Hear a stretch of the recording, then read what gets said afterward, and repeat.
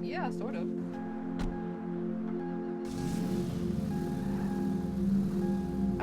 Yeah, bye.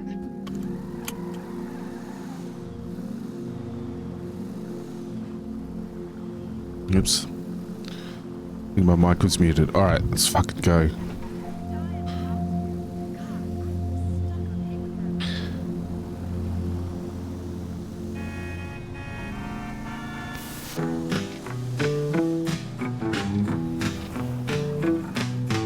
L-U-M-C-H-U-S. Lumptious is better than all the rest. Wild channel, point redemptions. Aliens come with strange intentions. Lumptious, stream we adore. Clones and robots and so much more. Tune in for the laughs that will keep you alive. Twitch.tv/Lumptious to catch him live.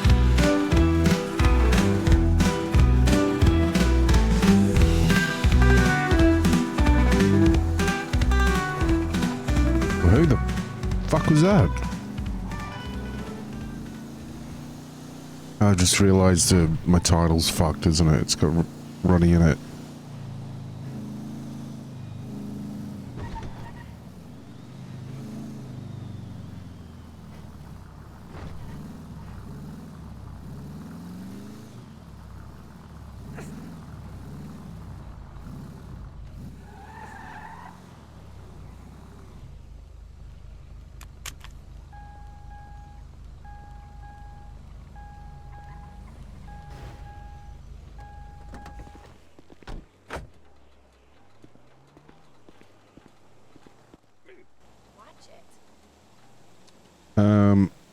Okay.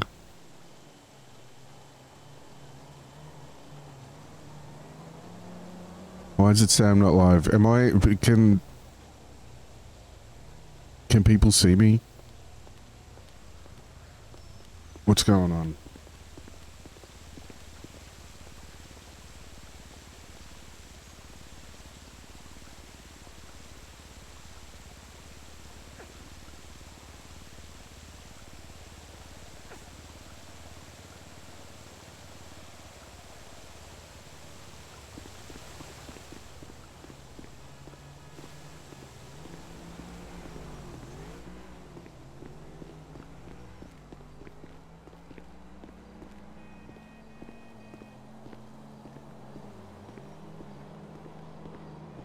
Hello there, Father Woodcock. Oh, shoot, hi, so...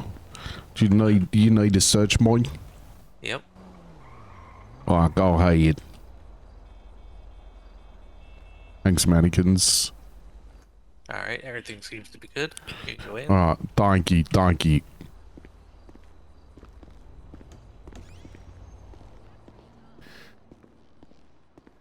Can you see me?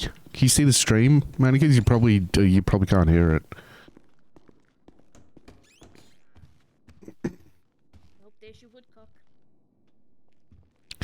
Oh, shoot. Hi, y'all. Do you want to come and sit over there? Oh, yes, of course. That's where, special guests, oh, shoot. Hi, Judge, how you doing? Very well, thank you. Good day, Daniel. Yeah, yes. Oh, shoot. Oh, hi, Doctor. Hello, Father. Oh. What time yes? Nothing so far. Okay. What the hell is that? Where's Verity? That's a good question.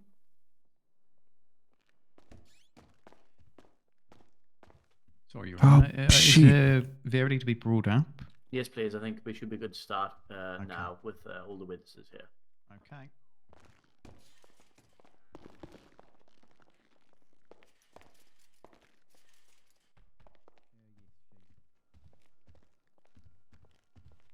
Don't get in trouble, Daniel. Sorry? So don't get in trouble. No, I'm just saying hi to my friend over there.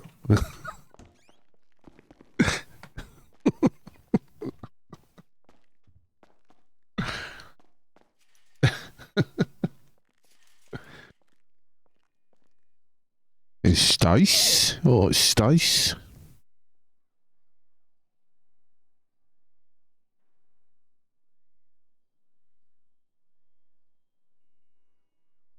The fuck is everyone?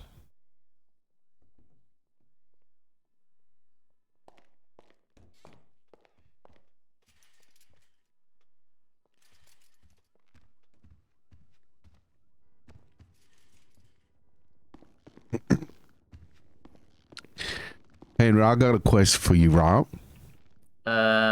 Yes. How did you make a 28 up there? The what now? You made a 28, right? The LS GC. Oh, skill, my friend. If you could please take your seat, we're getting ready to get started. Oh, shoot, yes, okay. Oh, officer. Yeah, hello, Woodcock. Yeah, I'm alright. You look nice. Oh, thanks. Your hair is great. Well, I can't dye it, Nick, can I? So it's grown out. It looks nice. No, it don't. Don't lie. Sorry. Oh my god, is that? Oh my gosh, is that Verity?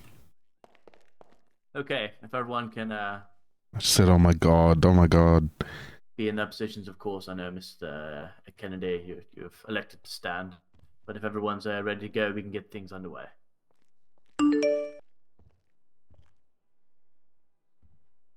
Where the hell is everyone?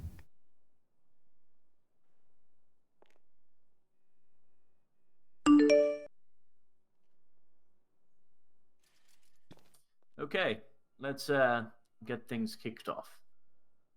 The counsel for the prosecution. Would you like to call your first witness, please?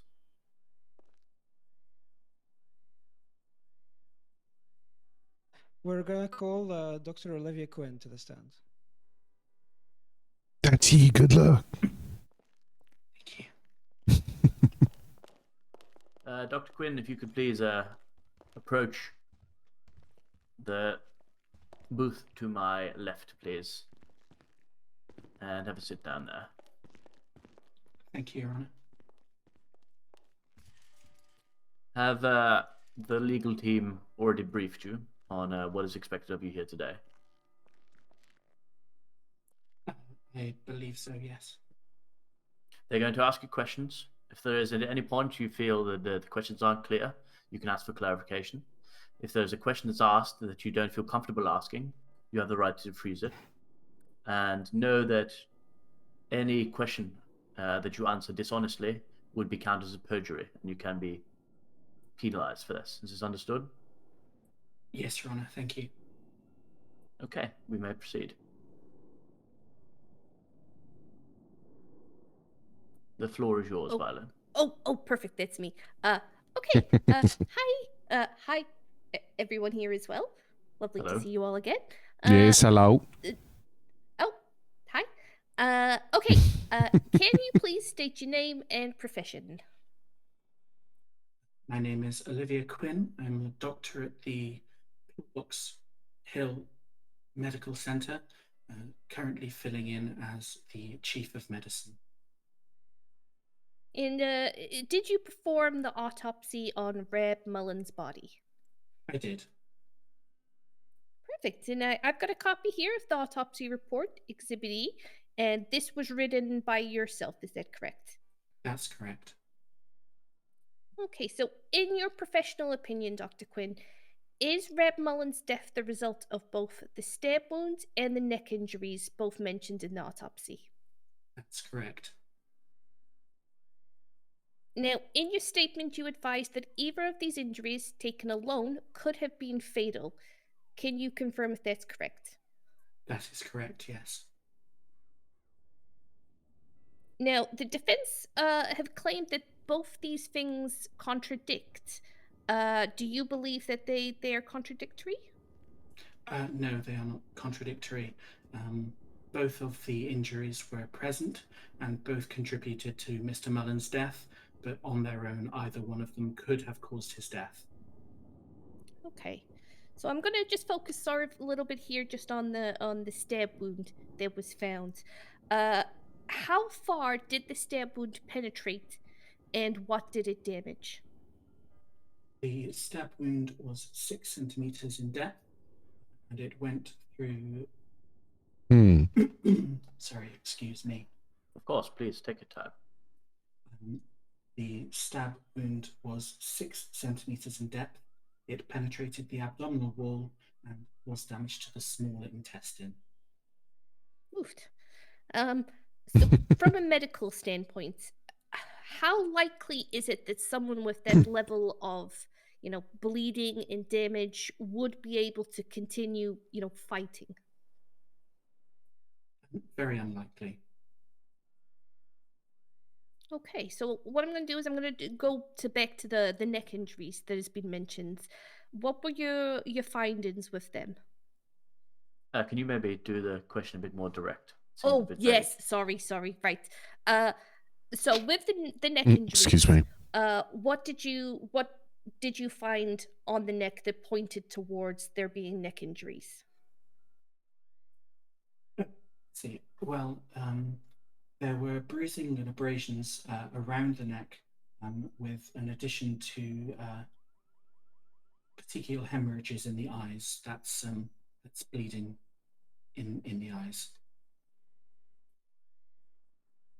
Okay, and what would you say proves that strangulation was one of the causes of death and not just, say, an injury? There was a bluish tint to the fingernails and lips, which points at oxygen deprivation. Hmm. And would you say those findings are consistent with sustained pressure to the neck? Yes, I would. Okay, thank you. Is his fat shirt? So if even without broken cartilage in the neck, can strangulation still be fatal? Yes, it can lead to deprivation of oxygen, which, as we all know, oxygen is fairly vital to continued life.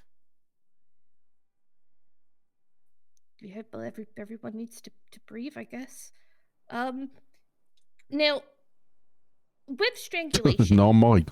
would you say, is it instantaneous or does it happen over a period of time when someone is being strangled? The strangulation would be sustained pressure. Something more instant would be more considered an impact. Okay, so that would mean the assailant must continue applying force while the victim is struggling. Is that correct? That is correct. Okay. Yeah. No further questions from me unless you've got something there, LeChuck.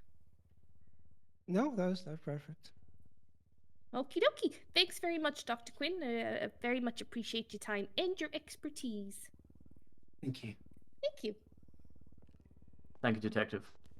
Does the defense wish to cross-examine? Yes, absolutely. If you could make sure your voice is raised as well, please. Oh yeah, no, I was just got to get up here. It's hello, Dr. Quinn. Hello. I think we've met before. Is it all right if I approach? Okay, that's fine. I feel more comfortable walking around. Dr. Quinn. Objection. Excuse me. Excuse me. Could we have quiet in the gallery, please? Yeah, as I was saying, Dr. Quinn, like the prosecution just said, the defense does think there are discrepancies, and I'd like to draw your attention to some of those discrepancies. I think we can point to. Of course. In the autopsy, it does say, you say that it required both injuries together to cause Brad Mullen's death. Is that correct? No, I don't believe that's correct. Are you sure? Yes, I'm almost certain. Let me just. No, I'm just going to read from the autopsy report, if that's okay. Okay. The autopsy report here says at the end, it says the immediate cause of death appears to be a combination of blood loss from the abdominal wound and oxygen deprivation due to strangulation. Is a combination not clearly stated there? Yes, the cause of death was a combination. However, I don't believe it to be a contradiction to say that either one of those injuries on their own could also have caused death. Okay, it's interesting. Are you familiar with, well, obviously, I don't want to patronize you, but are you familiar with the amount of blood in the human body? Yes, between 4.2 and 5.7 liters. It can be actually up to six liters in a large man. The autopsy states that only 1.5 liters was lost from Mr. Mullen. That's pretty low on the hemorrhaging scale on the list, which actually lists just symptoms of just confusion, perhaps a little bit of weakness. It doesn't go as far to say that would be remotely fatal. Is there a question there, Mr. Kennedy? Well, I'm just getting to the point of it does seem to contradict, because the two wounds being described individually do not meet the medical requirements for being fatal. We've not got a significant amount of blood loss from the stab wound, yet the doctor here is saying that that's enough to kill a man, but the autopsy report states otherwise. Objection. Yes, which grounds? Improper lay opinion. Unless Mr. Kennedy has a second medical opinion, I don't believe that he is a doctor. His wife. I actually concur with that, yes. Without another doctor say so, I believe Dr. Quinn is the only appropriate person that can give such opinion. I'll address my question back to Dr. Quinn. That is it not true that 1.5 liters of blood lost in a hemorrhaging is low on the scale? It's a significant amount of blood. The scale says otherwise. And yet Mr. Mullen is dead. Yes, that is true. But you have also said that it's a combination of injuries. And our point here is to prove that neither of these injuries were sufficient to kill him, and prove that our client was not acting to kill.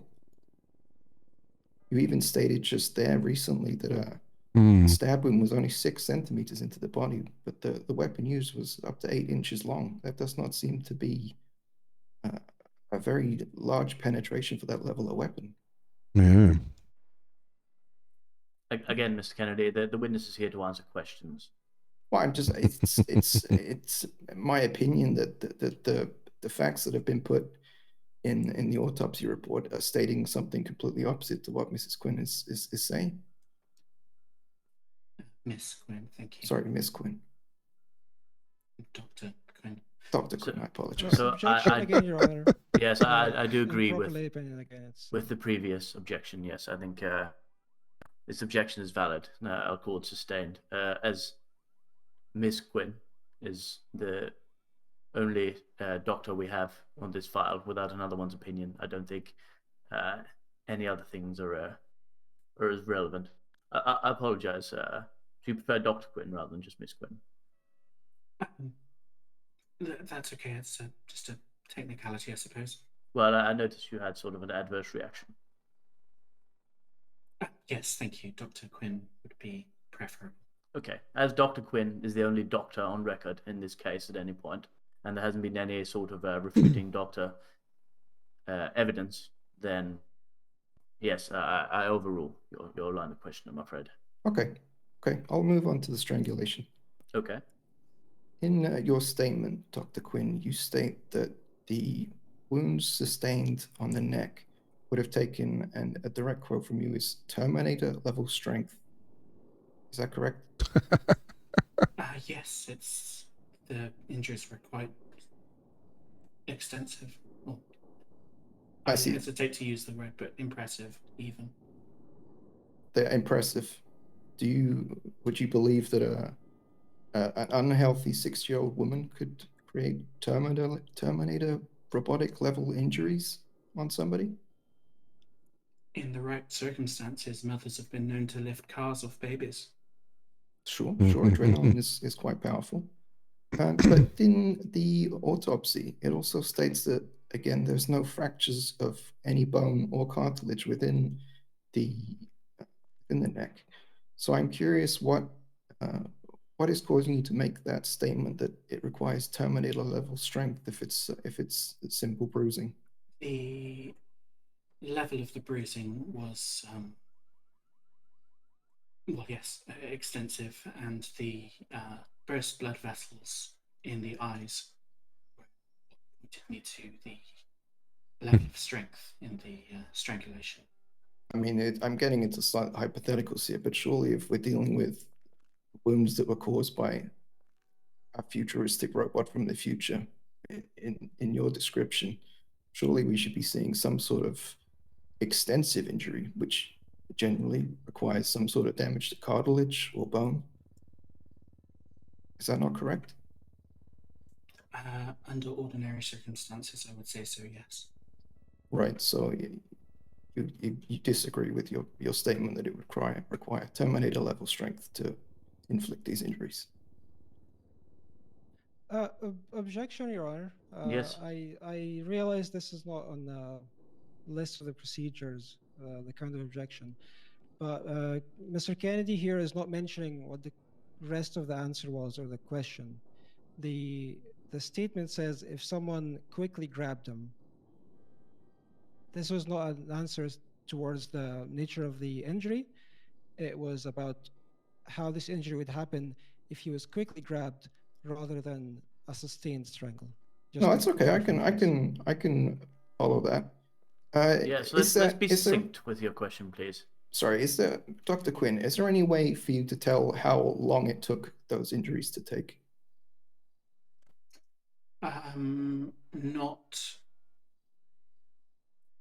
Not really. I can. So there is no medical way of knowing how long that took to strangle or create those wounds on Rab's neck. It's strangulation, so it was sustained. It's right, but if the police are asking you, could that be done within a short time frame? You have no real knowledge of whether this was possible or not because we don't know the time frame. No. Okay. May I make a question, an observation, Your Honour? I suppose. I apologise, but in reference to what LeChuck said, it's an objection outside of the list we agreed on.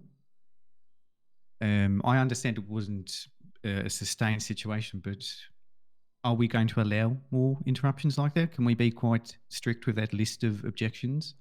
I think it's important we are very strict to the list of objections we have. However, due to the absurdity of the questions being asked, I can understand why you would do such. Absurdity? Is that a fair observation to make in a court case? I would say when people are talking about futuristic robots, I would say yes. That when they're referring to her statement, I don't believe it's absurd. Well, yes. I am directly quoting the doctor. Yes, of course, but people can say whatever they want in a statement. When it comes to being so literal about something that is quite obviously a figure of speech, I think common sense has to play in somewhere.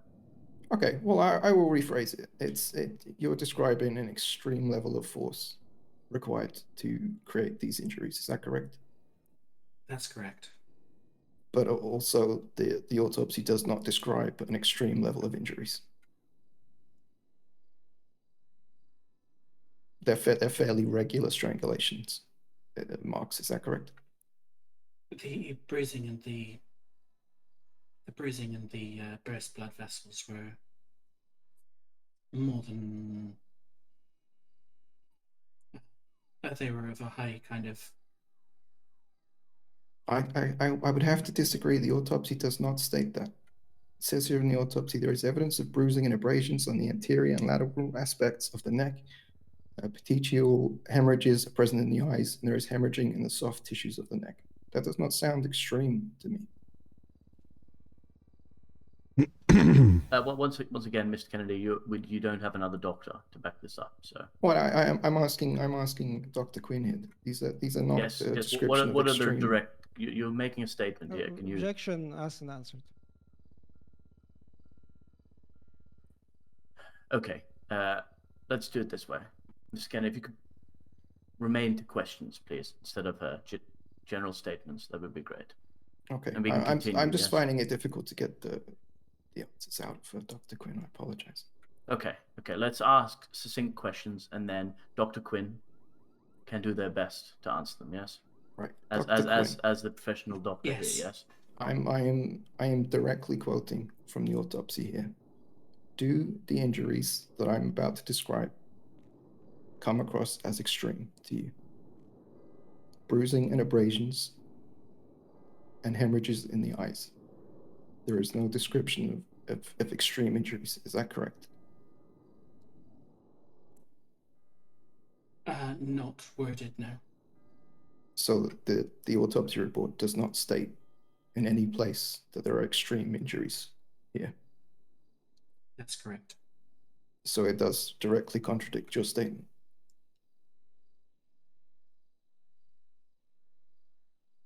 Hmm. I suppose so, yes. Okay, thank you. That's enough. That's the end of my questions. Okay.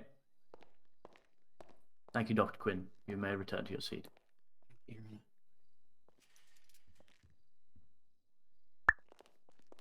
Right along to food. Does the prosecution have any further witnesses to call? No, Your Honor. Okay. We shall move on to the defense's witnesses. Would the defense like to call their first witness to the stand, please? Okay. We would like to call the defendant Verity Royale, if that's okay. Of course. Mr. Royale, please come up. Sit on my left, please. Ma'am, do you have Dr. Quinn, do you have any food I might be able to pinch for me? Yes. Oh shoot, thank you. Have your lawyers explained to you the situation, how this all works? Oh, thank you. I owe you a card. Yes, King. It's vegan. Just Your Honor's fine. Oh. Yes, Your Honor. Shit. Okay. Once again, I'll say the same as said to Dr. Quinn there. If at any point you feel questions are being asked that you don't feel comfortable answering, or you don't know the answer, you can recollect. It's okay to not answer and say you don't know. Okay, thank you very much. And any false testimony you give here can be penalized. Yes. Yes, I swear to tell all that stuff. Yes. Okay. Can I just have a sip of water, please? Of course. And a cigarette. Just joking. Do you have water with you? Yes, thank you. Okay, I'm ready. Okay, Mr. Kennedy, you may begin. Hello, Verity. How you doing? Hello there, Mr. Kennedy. Yeah, I'm good. Thank you. How are you? I'm good. I'll It's try and a bit keep this. warm in here. It's warm in here, isn't it? It's quite warm. I'll try and keep this shorter than the last one. I want to go back to St. Patrick's Day. I wanted to ask you, how did you feel on St. Patrick's Day? Were you angry? Were you ashamed after what Rap did? St. Patrick's Day. Well, I was drunk, to be honest, more than anything at first, and I'd been on the bar and I was at the end of my tether with Reb, and I made a stupid speech, and then he showed that tape. I was surprised more than anything, Mr. Kennedy. I was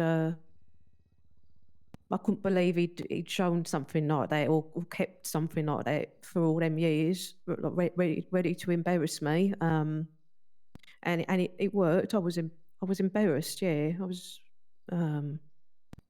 was ashamed, embarrassed.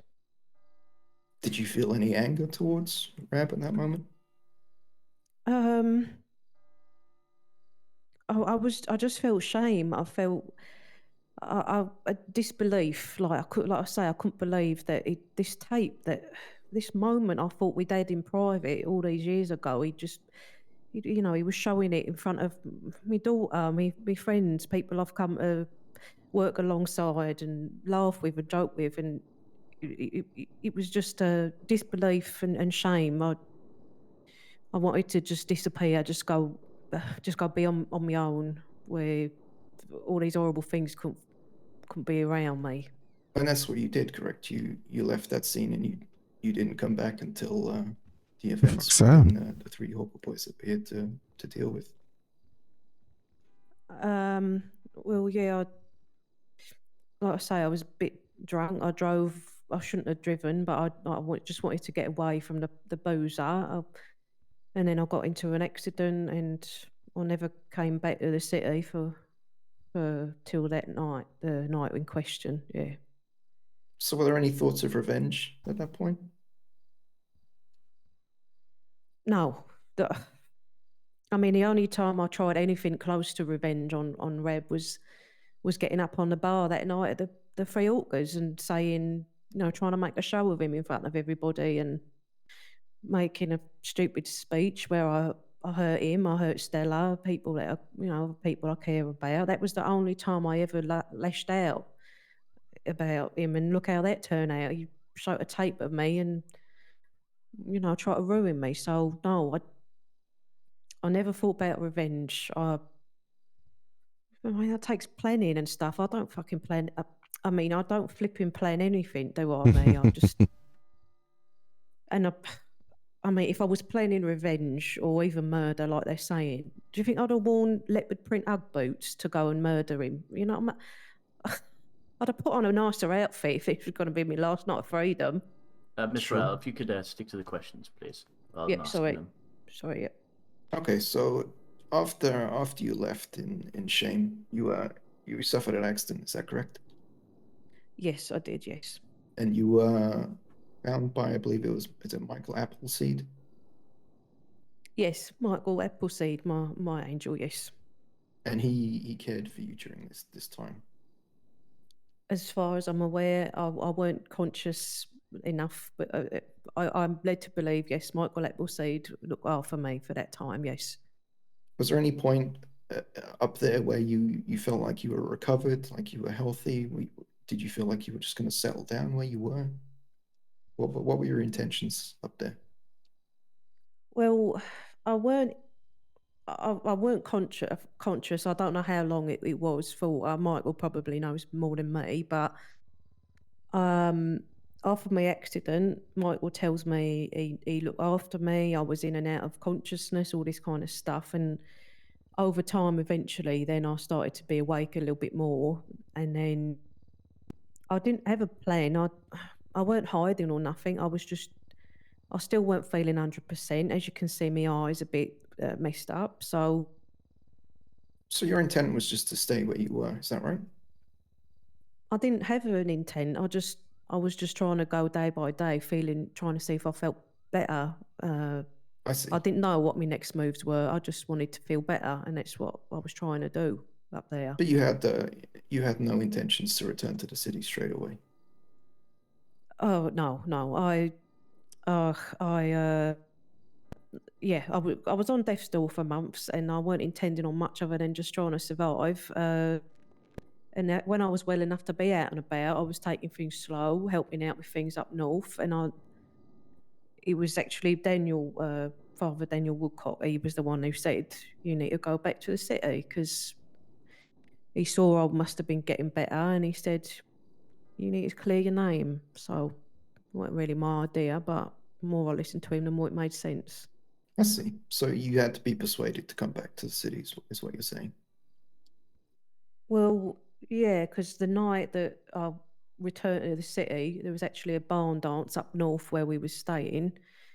And it was the fact that I was going to maybe see people who might have a lot of questions for me, wonder where I've been, that made me not want to go to the barn dance. I was scared and still ashamed and all that. And Daniel said, you can't keep living with this shame and you need to go back. So yeah, it weren't my choice to go back, but it was Daniel's advice and suggestion that made me want to. Yeah. Okay, so Daniel's convinced you to return, and you make the decision to come back to play your name. Can you tell me what you were feeling when you were on your return on the journey back on that night? On the way back to the city after the barn, I didn't go to barn dance. Yeah, that's right. Well, I was nervous. I was hopeful. I put some of my favourite tunes in the car, but I was hopeful that maybe I'd turn things around. Maybe I don't know. I was hoping I could appeal to Reb as the person he'd spent 30 years of his life with, a person who, he's seen me raise our daughter, and I'd try to even raise his other daughter, Rebecca. I wanted to go there to appeal to him as that person, not the person he was trying to show this tape of, or this person he was trying to humiliate. So I had hope that we could sort it all out. That's Can I understandable. just have a minute? Can I just have a minute, Yeah, no, please? absolutely. Of course.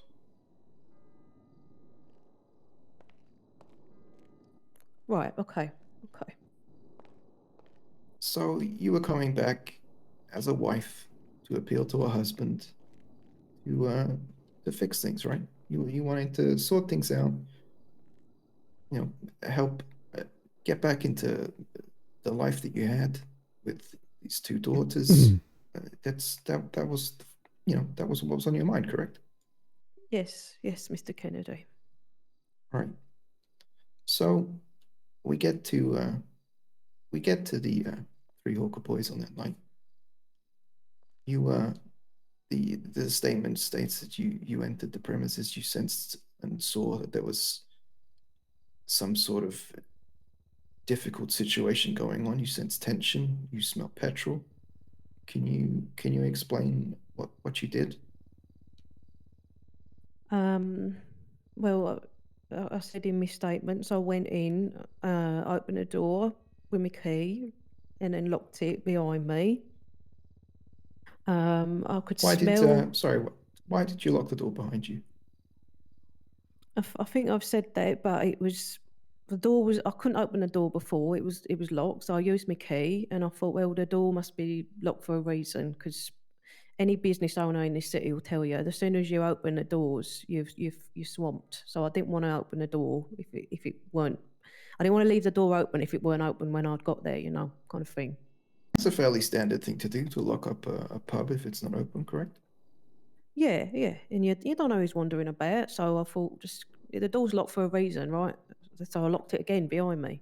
Sure. Carry on. What were your next steps? Went in. I could smell something in the air, the petrol, as I say.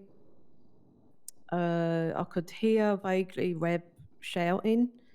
I couldn't see who to, but I could smell Ronnie McCafferty in that room. And I know his musk from a mile off. Anyone will tell you that. That's one of the things I know more than anything. Okay. And something in my gut just said something is very wrong. Just keep quiet. And my body sort of froze. I could have shouted, like a dream when you feel like you want to shout but you can't. It was like that. Right. So you sensed that there was a dangerous situation occurring here. Yeah. Okay, and you moved closer. Is that correct? I didn't move closer, like in a straightforward line. As you saw in the diagrams, that was where I went. Was my body sort of said, like, it was like my body moved before my brain was thinking. So I crouched and I crept round through the door to the kitchen, because Reb's a big bloke, right? And the smell of fuel and all the memories and all the things that were coming back to me from way back when. All right, I'm just going to interject because this is quite an important memory for you. You have experienced this situation roughly before. Is that correct? Yeah. There was the incident with the previous burning of the pub. Yeah. So in your mind, you know that there is a chance this could be happening again. Is that correct? Not in my mind at that stage. No, in my mind at that very moment walking in, my mind was blank. It was just like my body was in action, which was go quiet. Don't make any sudden movements. Don't excuse the pun. Don't inflame the situation. You. Reb's a big bloke. Me running towards him, screaming and shouting, was going to do nothing. Yes, I could have called the police. Yes, I could have done things like that. I know that now. But in that time, in that moment, it didn't seem like a possibility. It didn't seem like there was that time. You were confronted with a man standing over another man covered in petrol with a lit match. Yeah, even from the moment I walked in, that I knew this was something that needed to be dealt with quick. There's no time to waste here. Okay, so what were your next steps? So I quickly went round, quiet as I could, and then I heard him say some of the things that you, Mr. Chief LeChuck, mentioned yesterday, and Mr. Cheatham's about, do you think this is the first time I've done this? I heard that. And then that's like my body sprang into action even more than before. I pulled him away from over Ronnie. And then the next thing I know, I could just see my hands were red. So you stabbed Rab, is that correct? Yes. Did you continue to stab Rab? No. What made you stop? Because I weren't there to kill him. I didn't come there to kill him. I didn't know what to do. I pulled him away, and like I say, it all went blurry, it all went blank, and it was. I just knew I needed to stop what was happening to Ronnie in that moment. So your first instinct there was to stop the imminent threat of this match over a man covered in petrol. You pulled the match away, and you stabbed Rab to stop him, because obviously you've experienced this before. Yeah, and I ain't got an ounce of strength in me wet through, so I knew I couldn't punch him or hit him or anything like that. I don't know. So instinct, my brain knew I needed to stop what he was doing, and I just grabbed what I got in my bag, which was something Daniel had given me for protection a couple of days before. I see. And just to clarify, you stabbed once and then you stopped. Yes. One moment of panic, just a lash out. You obviously know Rab very well, when you've Rab very well. Did you have any reason to believe that he would stop his actions? Like I say, it's blurry, but I remember his voice cutting through the noise in my head, which was he was still saying things. He was saying like you care, you thieving care. I knew he was still conscious, and he was still angry. He still had that. So he was still an active threat after you stabbed him? Yeah, he was, yeah. And then what happens next is a little bit blurry in all of the statements, but I think we can all understand that a scuffle occurred. You fought with Rab, and then unfortunately it ended with the loss of his life. Are you asking me? Yes, sorry. Is that correct? I don't remember. The last thing I remember was seeing the blood on my hands, hearing him call me a thieving care, and then the next thing I remember was Stella McAfee's voice shouting or something, and then I sort of came to, and my hands were on Reb's neck. Okay. And what happened next? Did you get up? Did you flee the scene? No, I stood up. I jumped up off him, and Apologies. Stella was shouting. If I can interrupt here, we do have a statement that already says all the things that transpired. We can keep it to questions that clarify things. That'd be good. Thank you. We don't need to redo the whole statement. Sure. yeah, it's a bit difficult, Mr. Kennedy. Sorry. Yes. Okay. So you stuck around. You cooperated with the officers when they arrived, and Yes. and that's the end of the situation as you remember it. Yes, I told Stella to call an ambulance for Reb and Ronnie. I want that to be clear. I wanted an ambulance for people Okay. there. Okay. All right. Thank you. Thank you, Verity. That's all I had to ask. Okay. No further questions. Okay. The prosecution, would you like the opportunity to cross-examine? Yes, Your Honor. Okay. Please proceed.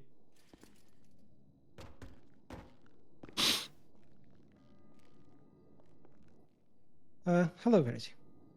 Hello there, Mr. Chief LeChuck. Hi.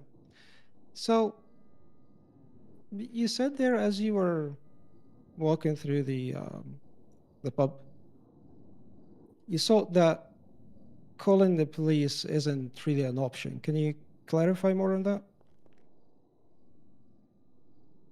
I didn't feel, when I walked into that room, it felt imminent. Seeing the positioning of Reb and then realising what was happening after I'd gotten closer, there was just no time. Okay. So in your statement, you said that initially you went through the door, you went up to get a closer look. You initially just saw Rab. When you got a bit closer, you saw Ronnie on the ground, you smelled the petrol, and you knew that something bad was going on. Correct? Yeah. Yes, correct. And then you crouched and you snuck around. You went through the kitchen. You went to the right side, behind the bar, kitchen, through the kitchen, and then came up behind them. Correct? Yes, correct, yes. How long would you say that took to move very quietly between here until you were behind Rab? I don't know. It's 10 seconds, 5-10 seconds. Okay. Now, when it comes to the part where you stabbed him, I know that Kennedy was just talking about it, but I do have a different context here.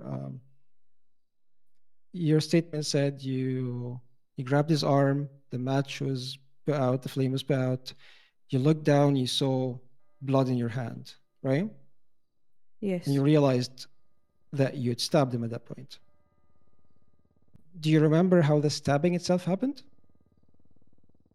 No. Like I said to Mr. Kennedy, it was like just a lash out. It was like I don't know. It was all very fast. Okay. And then after seeing the blood and realizing that it was stabbed, what was your next memory? I remember I was screaming. I think screaming, and then I remember him saying that you cow, you thieving cow. That's the last thing I remember before it all goes blurry. Was Rab, when he was screaming this, what was Rab doing? Or is it just the sound? I can't remember. Okay. Sorry. Can you see for sure if he wasn't on the ground? I can't remember. I can only remember Ronnie on the ground. I remember when I came to, after Stella came in, that Reb was on the ground. I don't know how we got from standing up to being on the floor. Of course. So, blood in the hands, just the voice of him shouting at you, but you cannot confirm during the shouting if he was standing or lying down. Yeah? Yes, I can't remember. Okay. Now, we did ask you the same questions in your statement. We asked them again in the follow-up statement. The first statement was on June 24th. The second statement was on August 19th.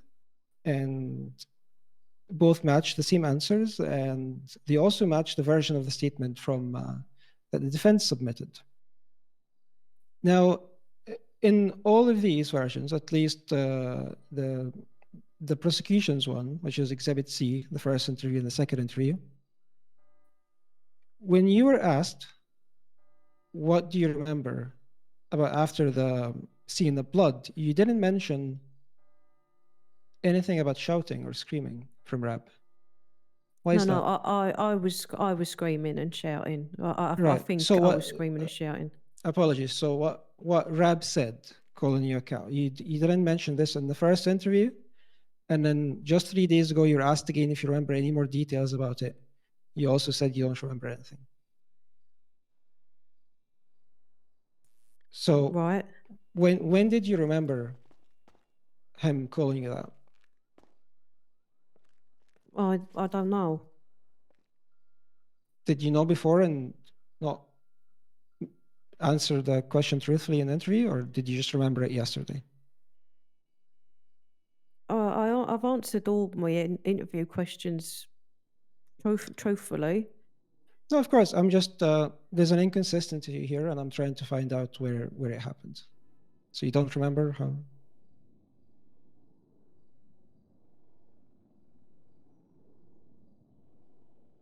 I don't remember. It's something I can hear in my mind, but I don't know why I wouldn't have stated it before.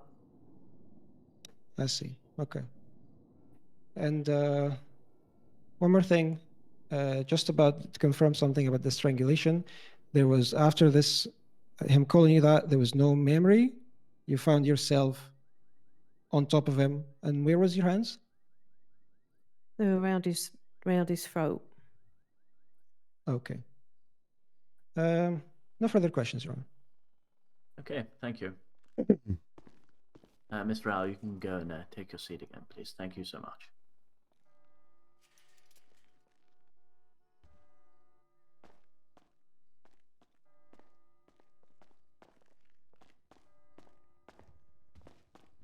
The defense has further witnesses call, is that correct? That is correct, Your Honor. Please call your next witness. I'd like to call Daniel Woodcock, if that's okay. Of course. Daniel, please come. Take a seat to my left.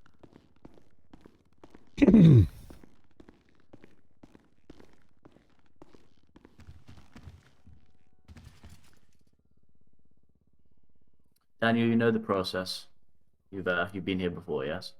Yes, I have. You understand that if at any point there's a question asked that you don't know the answer to, or you don't feel comfortable answering, you don't have to answer. Yes? Yes, Your Honor. And that answering anything untruthfully can be held to the law, yes? Oh, of course, right. You don't gotta worry about that. Okay. Mr. Kennedy, you may proceed. Thank you, Your Honor. Hello, Mr. Woodcock. Yes, hello. It's Scott Kennedy. Oh, shit, Scott, yes, of course. I know, yes. Hello, yes. Hi, Scott. I've just got a couple of questions. It's not a lot. We just heard that you had to convince Verity to return to the city. Is that correct? Yes. Can you describe that conversation? Yes, it was the night of that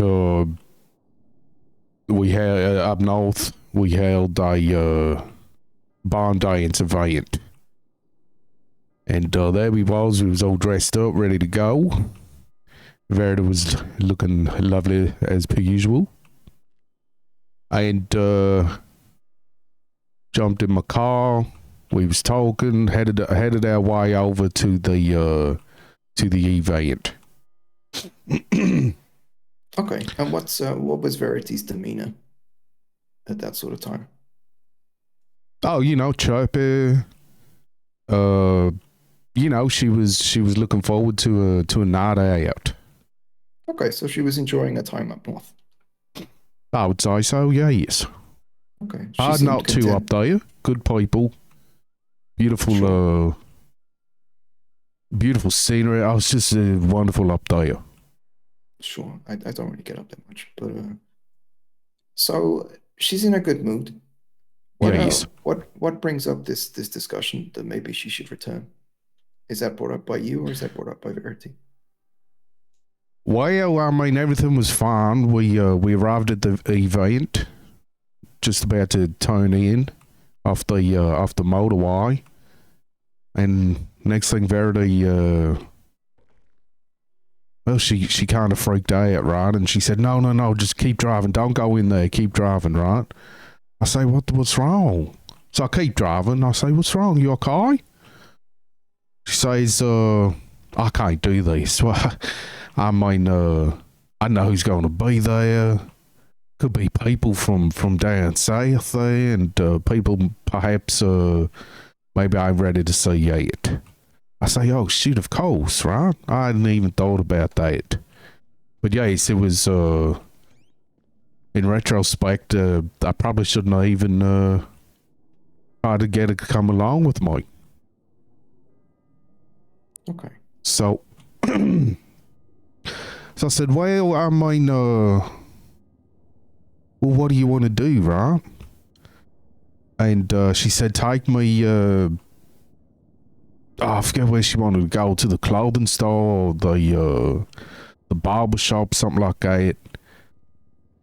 And I said, "Yes, whatever you want, right? Take it down." And I mean, it's just up the road from where the barn dance was, up there in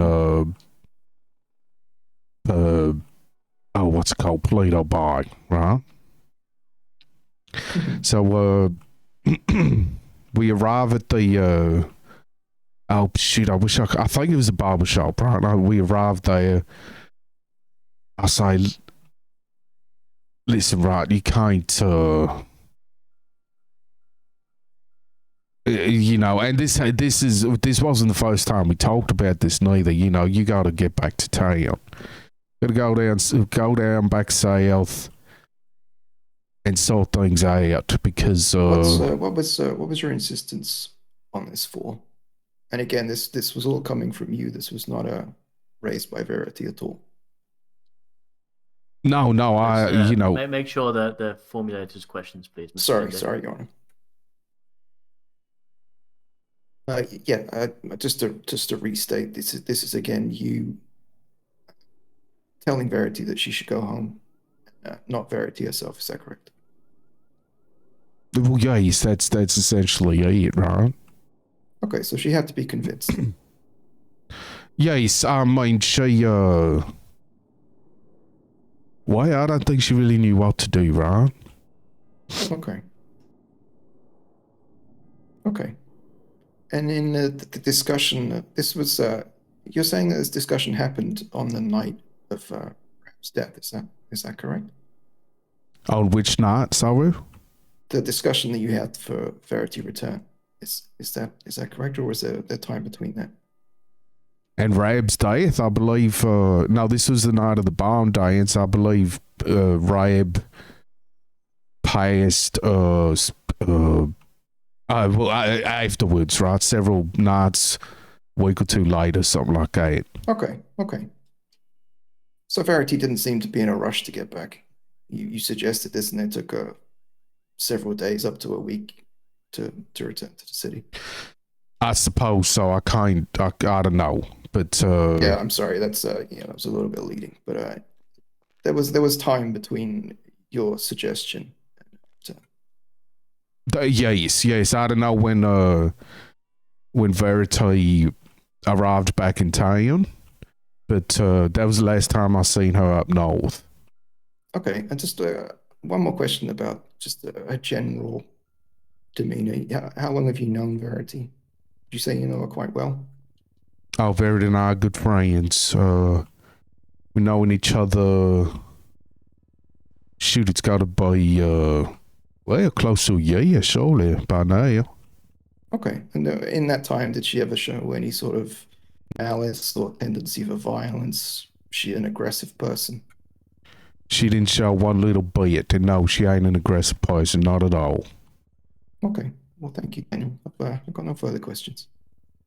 You're very welcome. Thank you, Your Honor. Mr. Kennedy. Does the prosecution wish to cross-examine? Yes, Your Honor. Please approach.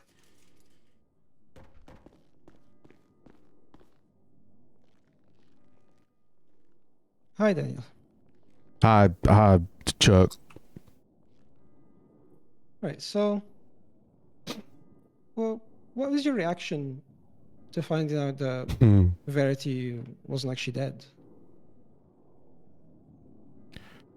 Well, as a matter of fact, I found out she wasn't dead the very day I found out she was dead. So, well, to be honest with you, I thought, I was confused, right?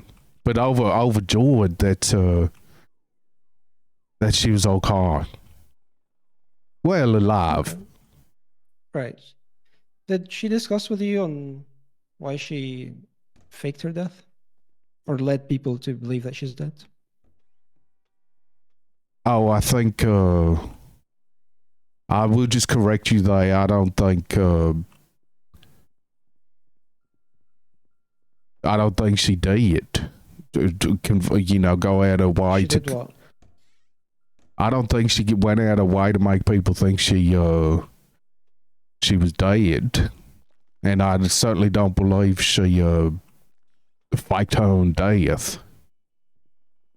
Was she aware of the police? As far as you know, was she aware of the police search? Was she aware of the police search? Police was searching for her? That she was a missing person? I didn't know the police was searching for her. You didn't see the posters? No, I did not. Okay. So did she talk at all about why she was up north now? Yes, she did. What was her reason? Well, that's kind of just where she ended up after her accident. So I'm sorry. I'm led to Daniel, believe. can I ask you, if you yes. if you have a car accident somewhere, are you gonna stay near where you had the car accident? If that's where I woke up and was being taken care of. Okay. I wouldn't say she was near where the accident was. Evidently, she had drifted. Did she say why she wasn't going back to the city? Yes, she had told me that. And what was the reason? Well, first, for the most part, she was recovering. And I would say secondarily to that, she was just a little afraid of what to do next. Do next about what? Well, she had told me about the videotape and that Rab had played, which led to her seemingly fleeing in a panic, which led to her accident. Okay. And you were aware of what the content of the tape was? Yes. That I was also seemingly she admits to killing someone in it? Yes, that's right. Okay. Safe assumption to make that the police would be looking for Verity at that point with that knowledge? Oh, I don't know if it's a safe assumption. It's something I, hadn't really even thought about. I was just overjoyed to see my friend was okay. Of course. So, with your answers in the statement and to Mr. I forget what I said. You're Yes. saying Verity didn't want to hurt Trap. No, yes, no, she didn't want to hurt Rape. No. Okay, so how do you know that? Because her and I had discussed the details of that incident in the past that the tape alluded to, and the whole point of her fleeing in the first place was because painted a picture that perhaps she had hurt somebody by accident. And that she was ashamed of that. Okay. In your statement, you said you were quite busy on the farm. You only saw her here and there, correct? Yes, that's true. Yes. Okay. In the statement, you also said you didn't discuss rap much. She didn't discuss rap much with you. Right. Well, she did Right. discuss him with me. I don't know to what degree. So which is it? Both You are say directly so? from your You're statement. saying I You're said asked- she? Well, yes, the statement is true. We didn't spend Well, a here's- long time talking about Ray. We did discuss him though. Right. You said that you're certain that she wouldn't heard rap, but also she didn't discuss rap that much. She didn't discuss Ray that much, but I know So how can you be certain that she wouldn't wanna? Let she me doesn't rephrase the question, because she Mr. Woodcock. doesn't hurt nobody. So you're just assuming that. No, it's stronger than an assumption. It's knowing the how would lady you define well. It's knowing the lady well. How long have you known Verity? Close to a year, I would say. So not very long. Yes, but in that time we've grown quite close. Mr. Woodcock, did you ask Verity if she was going to her trap? I don't know. I don't think so, right? If I had and she said You don't yes, think I so? would remember that. She never said she was didn't going to ask her? hurt him, LeChuck. She didn't on her own. I'm asking if you asked her the question. Yes or no? I don't know. You don't know. Okay. I don't think so. You don't think so. No further questions. Okay. Daniel, you may take your seat again. Thank you so much. Oh, God.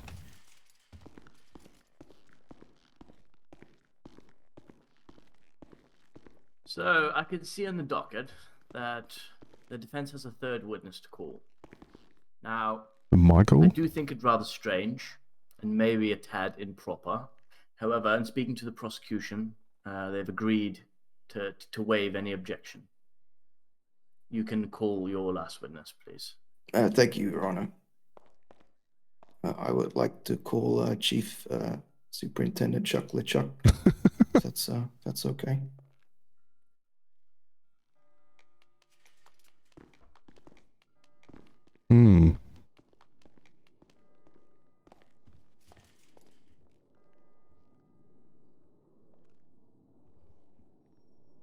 Hello, Chuck.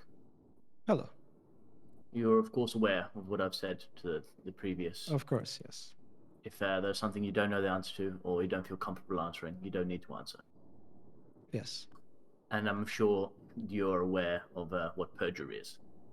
Of course, yes. Okay. We can proceed. Thank you, Your Honor. Hello, LeChuck. Hello, Kennedy. Can I call you LeChuck or Chuck? LeChuck is fine. Or Chief? It's up to you. Whatever you prefer. Okay, LeChuck. LeChuck, you're obviously here. I am. Because in your expert opinion, you believe that Verity killed Ramp, is that correct? Yes, that's correct. That's where the evidence points. Is that correct? Well, Yes. she definitely killed him. Would you say everybody that worked on the case agreed with that? Let me recall who worked in the case. Yeah, I would say so. Okay. You're the lead detective that was on the case. That's Adrian Darling, is that correct? Yeah, it was him. Okay. Can you explain why in our submitted evidence, let me just get the letter, Exhibit J of the defense's evidence. Can you explain to me why Adrian Darling persisted in a line of questioning implying that Verity was covering up for somebody else and that somebody else had actually committed the murder? Can you give me a second to find it? Which exhibit is it? Exhibit J, our submitted defense evidence. Okay, one moment. As LeChuck is a witness, how about you quote the point you're talking about? and ask Sure, you sure. specifically Yeah, about that part. would be helpful. Yeah, yeah. I'll read it word for word. Okay. Okay. Okay. It starts with Adrian Darling. He says, I'm going to say this. This is me, Adrian, speaking here. It doesn't look good, and I'm trying to help you as best as I can, if you're being honest with me. I don't want you to be covering up for anybody. And he says, what do you mean? But I believe that was something else. And Verity says, I wouldn't do this for nobody.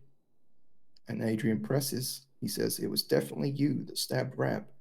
And Verity again says, I wouldn't do this for nobody. And Adrian again presses for a third time, not even a McCafferty. And Verity says, no, I did enough of that for Rab. I did this to try and make things right. That's three questions pushing So what quite was the hard. question again? Did Adrian Darling have doubts about Verity's guilt? No, I don't believe so. But I understand I can explain. Sure, go ahead. So this is part, I assume, from the initial interview with Verity? That's correct. Okay, so this interview happened, I believe, on June 24th. It's not directly after the incident, which happened on June 6th, but as everybody here is aware, we have very few people working at the PD, so things take a bit more time. This was the first interview that was conducted with Verity as part of this investigation. As a standard procedure for any investigation at the beginning, at that point, not every piece of evidence had been collected. Not every witness has provided their full statements.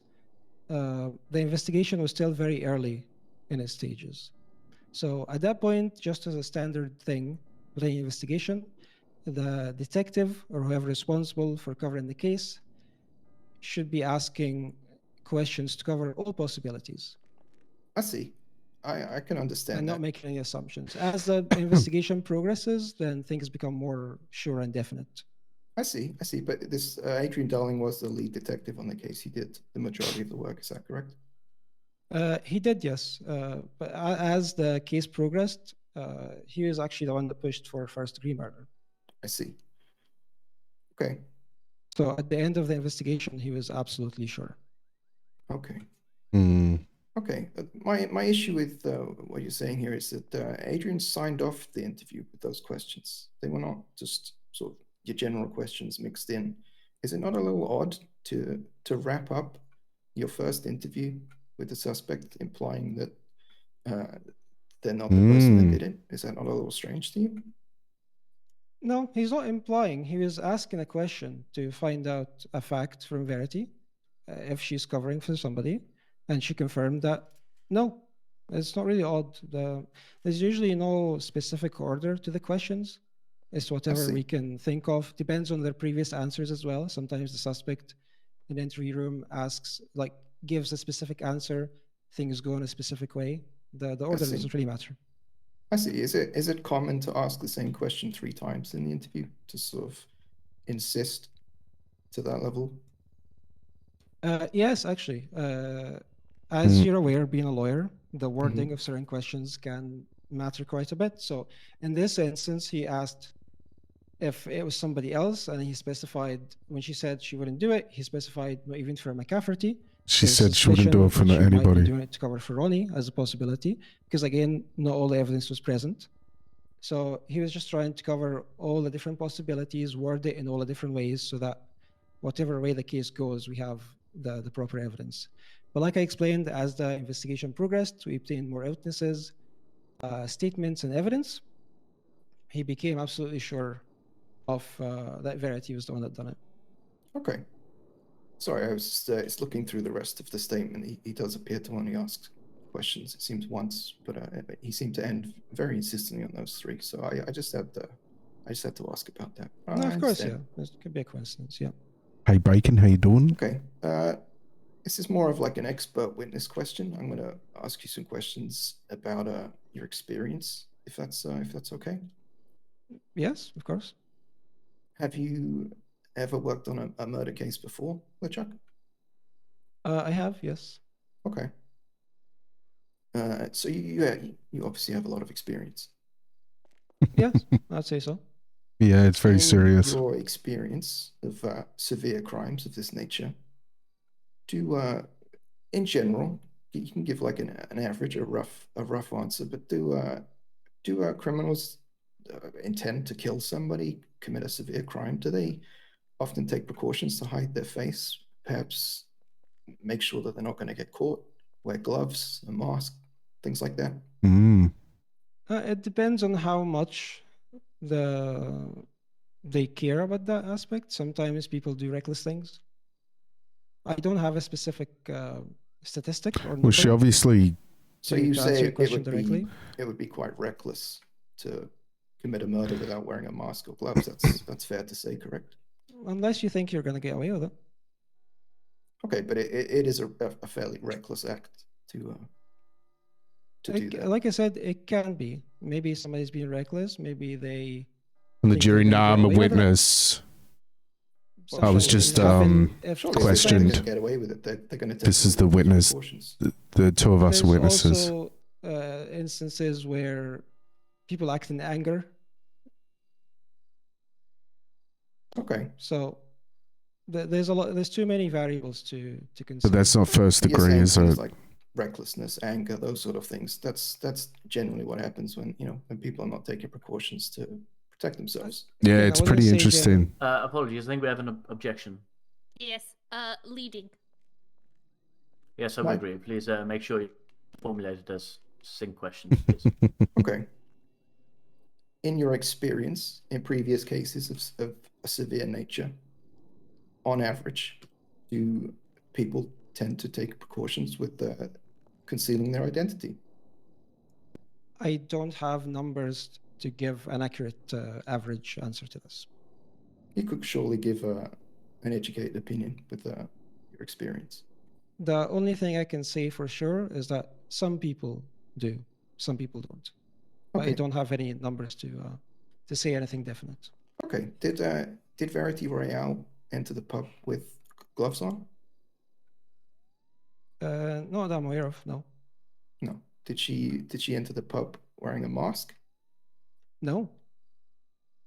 So she quite frankly, she walked into a place that she was allowed to be with a key, not hiding her face, not covering her hands. Is that correct? She wasn't. That was multiple things, which. Sorry. We'll do each one. Mhm. She was allowed to be in the pub. Is that correct? According to her statement, she didn't work there anymore. But she still had a key, and she was. She did have the key. I believe she was still employed there. No, employed. I think she was technically still. She owns the place according to the Oh, documents. so she's an owner. So she She clearly wasn't. Yeah. She wasn't working there. She was fired, as far as I know. she's the owner. But sure, yeah. So surely, if you own a building, Mm, you're allowed to be there. typically. Is that correct? I'm not an expert at that kind of law. I think that's a fairly simple question. That would be an assumption. It would be a guess, but I would say Mm, Okay, we can all work on the assumption that if you are the owner of an establishment, Mr. you're Kennedy, allowed to be there. Can I please clarify? When I asked all of the witnesses to sit down, I did say to them, if there's a question they don't want to answer, or don't feel comfortable, they can say they don't know. So Sure. Oh, that's in fine. future, if they provide saying I don't know or they don't wish to answer, please don't press. Sure. Okay, I understand. All right, so we can skip that one. But Verity used a key that she required legally to enter the establishment. That's correct. yes. And she entered without a face covering. Correct. Yep. Mm-hmm. And she entered without gloves. Yes. Okay. I think that's it. I think that's all my questions. it's definitely not in line with first Okay. degree, I believe. Thank you, Your Honor. Miss Hart, do you wish to cross-examine? Yes, I would. Yes. Okay, please approach. Just to confirm that any conflict of interest here has been waived, yes? Yes, it has Yeah. indeed. Okay. Please proceed. How? Okay, LeChuck. Hi. During the search of Verity, after she was arrested, what was recovered from her person? a phone, a radio, and a kitchen knife that was covered in blood. Okay, and when was the blood on that knife tested? I believe it was tested on the same night as the murder and the arrest. Sometime after the arrest, of course. Okay, and was there a DNA match found for the blood? Yes, the DNA in the blood matched Robert Mullen. Okay, thank you. Now, during the interview with Verity on the 24th of June, which is Exhibit C, what did she say happened to Reb on that night? To Rab specifically? Can we be a bit more specific with your questioning, please? Oh, yes. What... Bear with me. I'm thinking. It's okay. You can reference any of the evidence that you have there. Yeah. So Verity explained what happens in that statement Yes. regarding the blood on their hands. Did Verity just mention the blood from what is implied the stabbing? Right. So what Verity said specifically was that she grabbed the arm of Rab, the match was lit out, and then she saw the blood, looked down, saw the blood in her hand. She was wondering if it was something else. And then she said she realized she had stabbed Rab. Okay, so she had confirmed during that time, during the interview, that she had stabbed Rab. Is that correct? That's correct, yes. Okay, so when did you become aware that Rab Mullen had been strangled? So initially, in the PD, we were notified by Dr. April Winters, who is the one that brought Rab to the hospital, that she found bruises and marks on his neck. But it was only after we received the autopsy report, which happened on June 9th. This is when we learned for a fact that he had been strangled. And again, just to confirm, in Verity's initial statement regarding the events, only the stabbing was originally mentioned. Is that correct? Yes, initially. When she was asked to describe the events, she only described stabbing Rab. And at what point did Verity talk about the strangulation? It was further down through this interview. She didn't bring up herself. It happened after Detective Darling confronted her with the evidence that was included in the autopsy report. So just to confirm for the court here, Verity admitted to stabbing Rab, but was not forthcoming initially regarding the strangulation. That is correct. LeChuck, in your professional opinion... Sorry, objection? I don't think the evidence that's been submitted actually says that. Yes, can you quote the exact piece of evidence you mean? Yeah, let me just bring that up.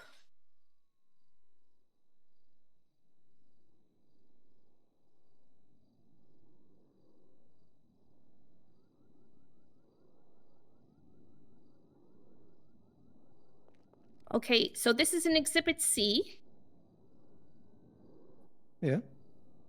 So what we have here is Verity explaining the events that happened, and I quote, and then the next thing I know, everything was wet on my hands, and I thought, well, I ain't shit myself because it was red, and that's bad if you shit yourself and it's red unless you're beetroot, which I haven't because I fucking hate beetroot.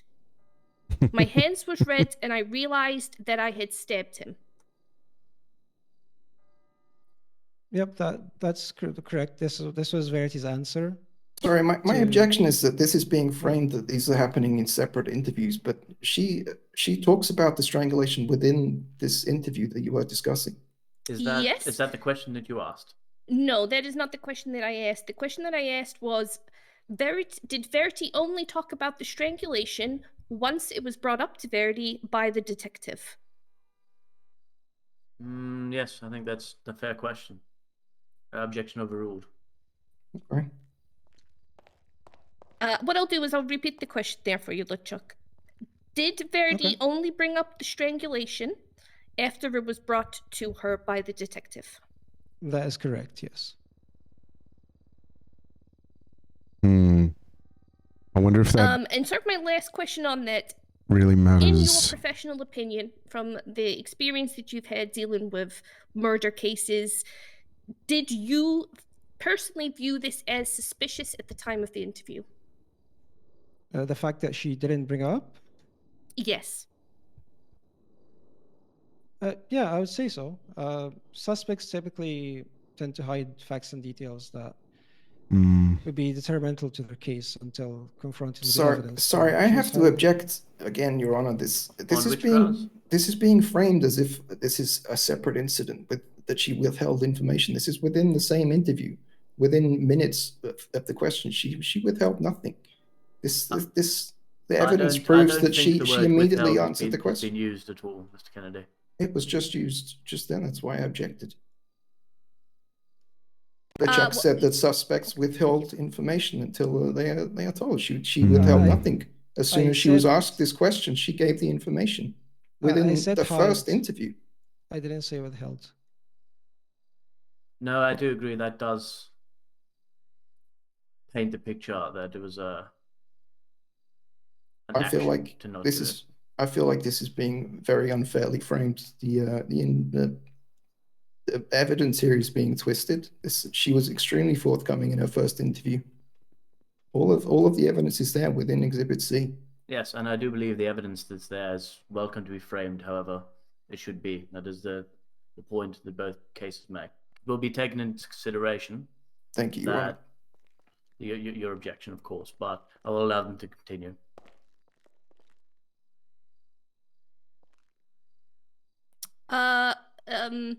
Where am I? Oh, okay, right. Last question then. What does the law define as premeditation? So premeditation is the act, as far as I understand it, I don't have a book right now, but it's the act of deliberating and thinking about committing a crime before committing that crime. So could someone, in your opinion and from your experience, make a decision in a matter of minutes, seconds? Is there a time frame? No, there's not a time frame. Like this can happen within planning over months. This can happen during one incident where within minutes or seconds somebody can still think about what they're about to do. It's tough to prove though if it's seconds. With the intent and I feel perform the action. Okay. I got one last question, LeChuck. Now, remember that you are under oath at the moment, so you have to be truthful, as per the law. Can you tell us who your favorite member of the police department is? I cannot answer this question. I would object, but I do want to know the answer.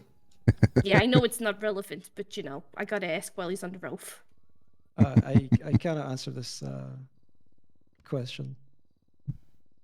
Send him to jail. No more questions. Okay. An odd end there, I must say, but yeah, as long as we can all have a laugh, yeah, that's what it's about, isn't it?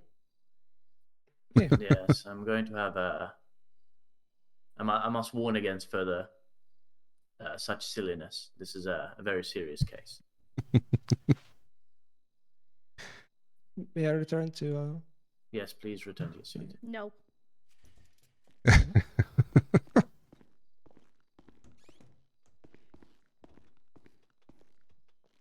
Okay. Does the defense have any further witnesses?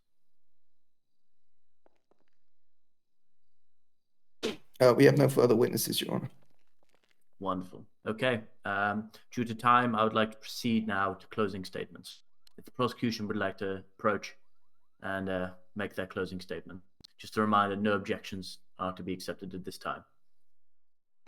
Your Honor, can we request just a 5-minute break before the closing arguments? Okay, a 5-minute recess I think is fair. Thank you. We'll return at 10:35.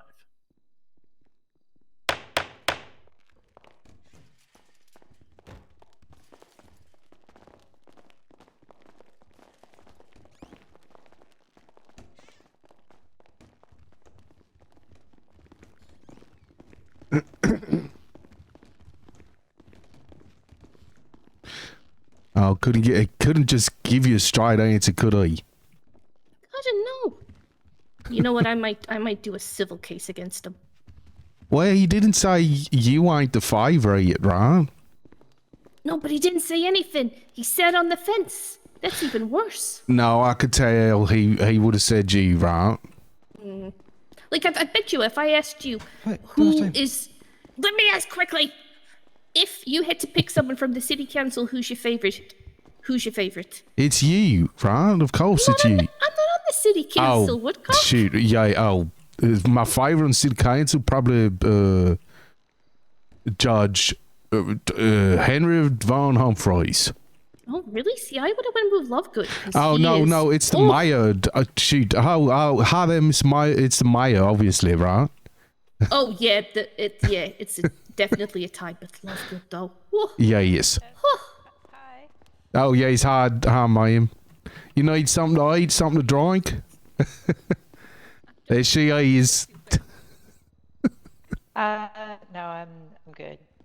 I grabbed a few munchie bars from that machine over there, and we've got lots of bottles of water here, so. Yeah, this machine got the munch bars? Oh, shoot. Not for long, believe me. I mean, kind of one of the things I wanted to do for a long time was get some more healthy options in, maybe some like wrapped sandwiches and fruit, nuts, granola, something like that. But Oh, yes. well, that would have been an expense. I mean, we had to cut back on cafeteria services and everything here, so. Of course, yes. Yeah. Oh. Maybe someday. Yeah, yes, I love the seitan rape dispenser, right?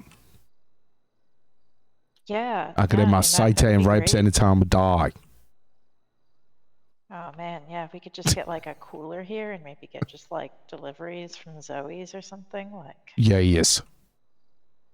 Well, something to think about when there is a little more money in the coffers. Maybe. Yeah, yes. No, I mean, shoot, I sure could go one of them right now. Them munch bars will do. I mean, I love my chocolate, right? Yeah. I mean, I think they have a little bit of protein in them, and the ingredients list is a little longer than I would like. But I kind of had to get used to eating them since working here. Yeah, yes, of course.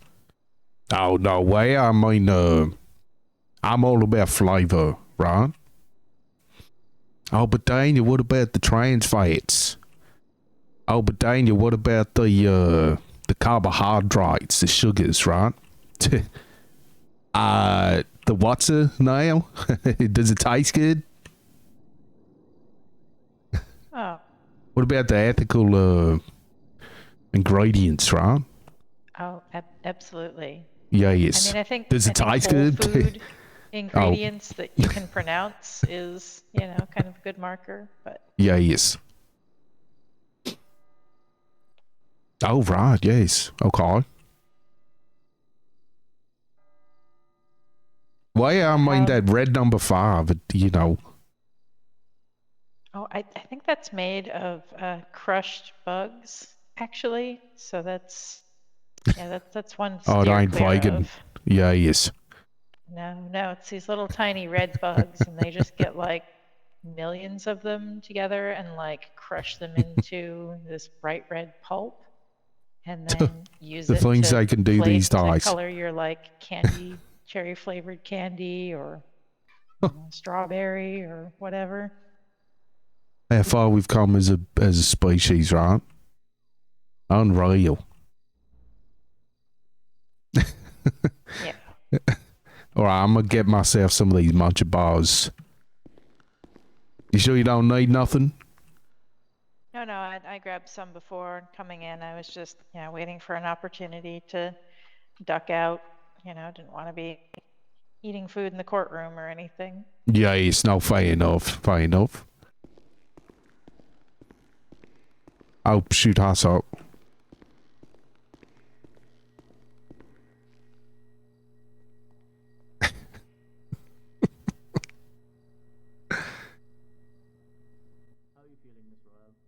We'll get a few more waters too, why not? Oh, I don't have the money. I can get 2 more.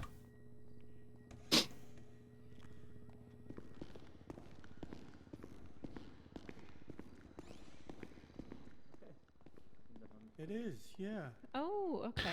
My mum mentioned Oh, you. Daniel. Oh, good to see you, Saul. How you doing? Oh, it's great to see you too, Daniel. Well done up in the stand there. Oh, yeah, well, thank you, right? How'd I look?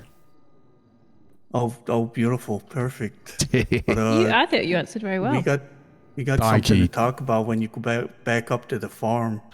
Oh, shoot, is everything okay up there? AL wants to talk to you about something, and she's real mad. Oh, yes. No, I know. Yes, well, it was a little unpleasantness the other day at the church, and well, yeah, she brought up a few good points, right? And shoot, I ain't been up to Crompton Cooperative for quite a while now. I need to get back up there. Oh, yeah, we've been missing you. Yeah, so I sure am sorry about that, right? I've been missing y'all as well. And just, I mean, seeing you here. Verity's got one in the chamber. What? Excuse me? Oh my lord, you okay? The lawyer's got them too. Got What? What? What? What did he Kind say? of lay down on the grass a little. That was not. What? That wasn't. You didn't understand that, did you? No, Just what to did check, that I was- Not a word. Okay, right. I'm sure it's fine. Oh Better go my. in there. Yeah, it's okay. Buddy, Daisy's asking for you. Oh, how's the calf? How's the baby? Oh, nice and strong. Oh, fantastic. They are on their way, Your Honor. Okay.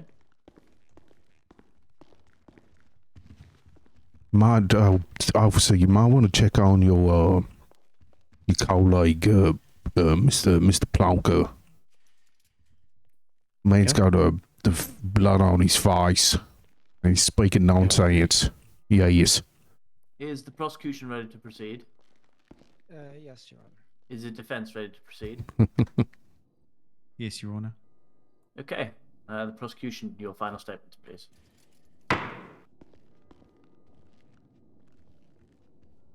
right. Hello, Your Honor. Over the course of this trial, there was a lot of effort by the defense to paint you a very specific picture of Verity.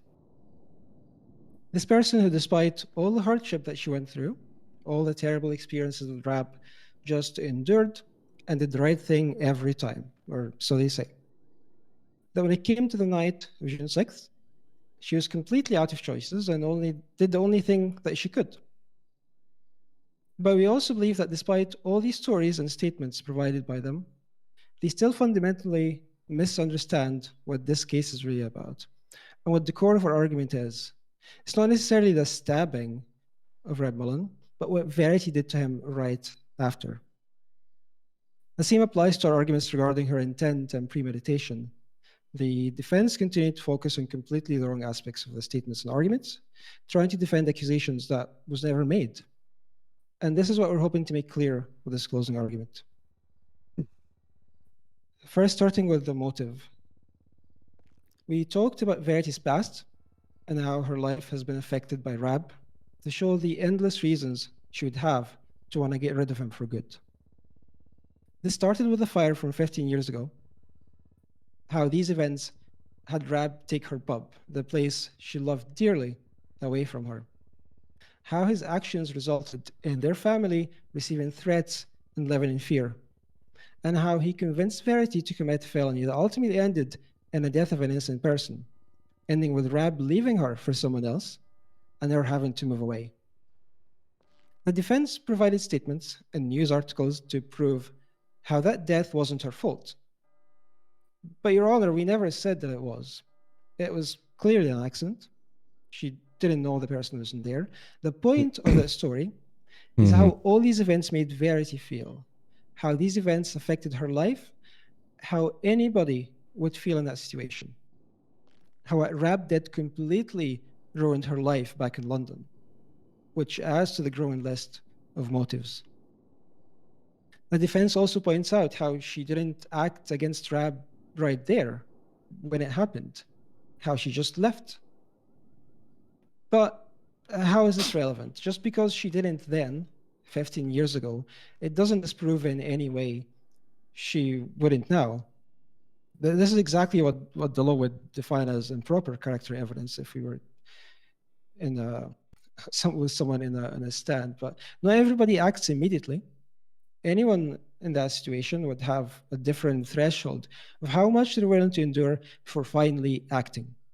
Now, we believe that point for Verity happened only 2 months ago. And as we continue with the motive, we also learn about what happened to Verity in Los Santos. Like history repeating itself, Rab shows up and takes another pup away from her again. She thought she was free of him, that she had this perfect new start, but she loses everything. She loses everything back home, and somehow, despite the odds, gets the second chance at her dream, only for the same person to show up and ruin it all over again for her. And of course, it doesn't stop. Not only does he take away the pup, but also the reputation that she worked on very hard to build in this city. He shows that tape to everyone at the party, making them all see her as a murderer. Which then takes us back to the defense's faulty argument again.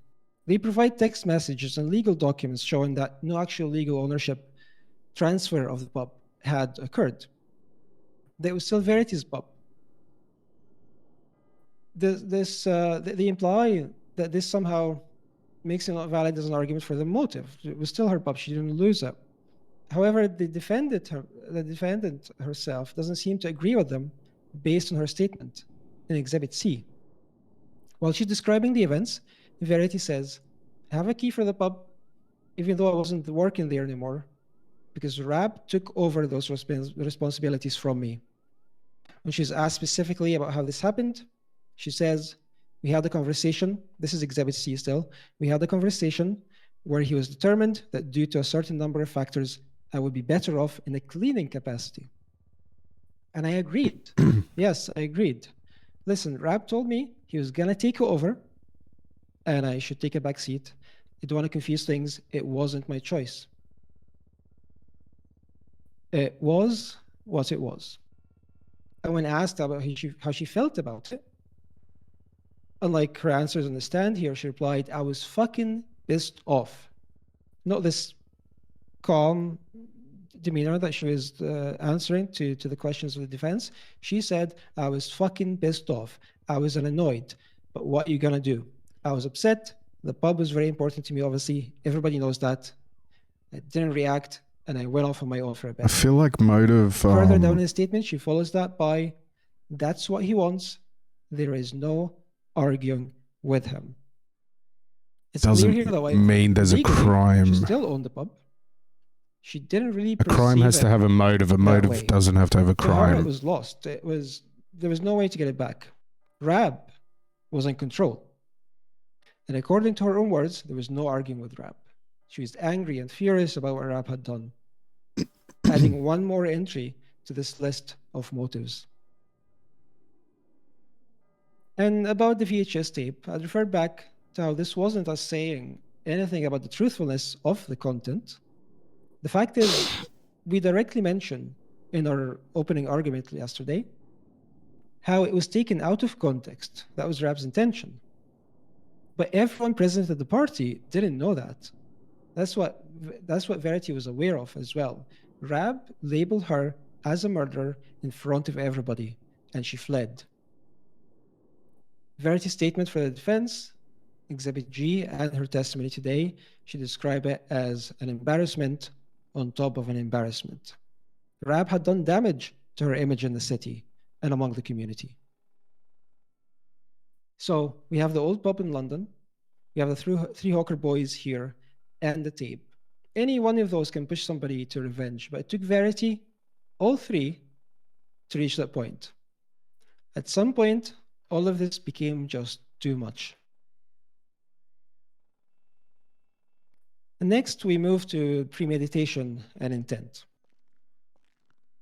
The defense spent quite a lot of time arguing against the presence of premeditation in this case. They talked about the time Verity spent up north and her interactions and conversations with Daniel Woodcock and Michael Appleseed. In the former statement and on the stand with Daniel, they asked if she informed of any intention to kill Rab, and then cite that as some kind of proof, as if she's required to tell him. In his testimony here, he specified that he doesn't even remember if he asked her the question or not. And he was busy. He only saw her now and then, and his answers were conflicting. In his statement to the defense, he made a lot of assumptions that it was the same knife. He made guesses about how long she was there for, and just generally unsure of most of his answers. That's because he doesn't think that Verity wouldn't do something, doesn't really mean that this statement can be used as proof that she wouldn't. The defense also spent a considerable amount of time talking about knives in their opening argument yesterday.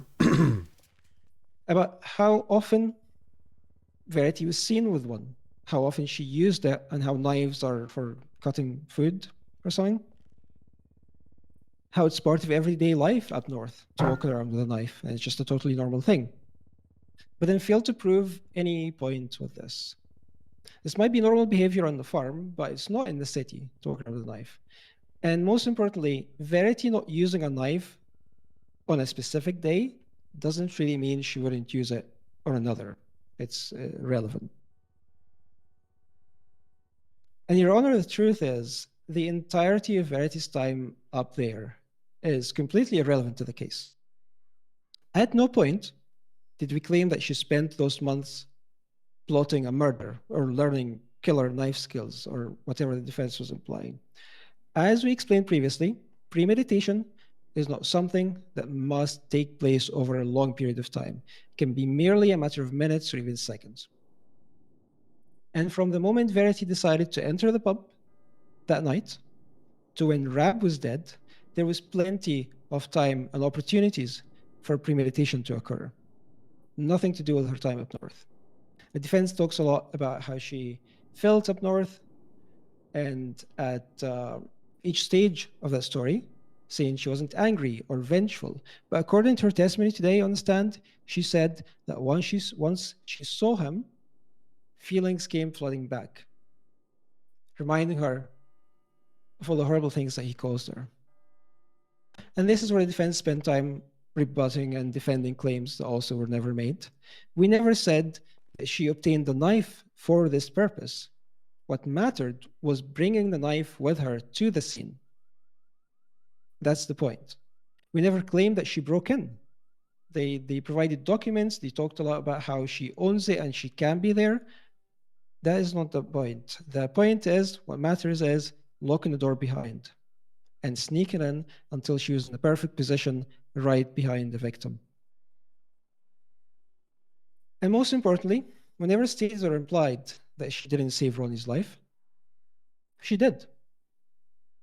Even in our main argument last night, we clearly talked about how once Verity saw the lit match in Rab's hand, she probably did what she thought she had to do to save Ronnie. The defense, of course, made their argument for why the stab occurred. But after that point, the fact is the threat was gone. Rab was bleeding out on the floor, and Ronnie was safe. It was over. It was done. So what reason or excuse would Verity have to then strangle him unless it's to make sure the job is done? Verity had time to premeditate and consider this action while Rab was lying on the ground. She had the motive to do it, as we've established many times, and she absolutely acted with the intent to end his life because, again, what other possible reason would she have to strangle a dying man? As Dr. Olivia clarified, he was not in a condition to be a threat anymore after that stab. 6 centimeter All he needed was medical attention. stab. That doesn't. The defense claims that those two actions, the stab and the strangulation, happened in quick succession. No time to think or deliberate, a stab and an immediate strangle, all done while in a state of panic and fear. That the strangulation wasn't a separate action, but part of this desperate attempt to save someone's life. However, their argument starts to fall apart when we compare the claims to existing evidence. In their main argument yesterday, they state this as happening immediately after the stab. This is a quote from last night's record, from Mr. Chiam was speaking on the stand here. He said, referring to Rab after being stabbed, and I quote, "He didn't go down. He was still moving, still shouting. She remembers him yelling, 'You thieving cow.'" Now, what is this supported by? This information is nowhere to be found in any version of Verity's multiple statements. Her answer, as we've seen before, clearly describes grabbing the arm, suddenly finding blood, realizing that she stabbed him, and in the next step was again suddenly finding herself on top of the victim, strangling him. Verity was directly asked multiple times if she remembers any more details. In the initial interview, June 24th, the follow-up on August 19th, just 3 days ago, and today on the stand. The first 2 times, her answers were consistent. Today, she remembered an extra detail, which is him shouting that line at her. But as she was asked multiple times while she was on the stand, she doesn't remember anything else. She conveniently remembered this new line, this crucial detail, after not mentioning it with the previous interviews.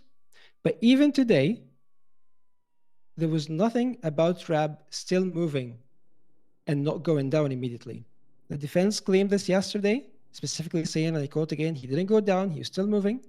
Verity clearly said today on the stand that she only heard the voice after the stab, and immediately the next thing that she remembers is being on top of Rab on the ground. There is absolutely no evidence, no statements, nothing else to support that he didn't go down immediately. Dr. Olivia's statement and her words on the stand today confirms the severity of the knife wound and how weak the victim would likely be after the stabbing and the massive blood loss that he'd be experiencing. All the evidence that actually exists points to Rab not being in any state to fight or be any more of a threat.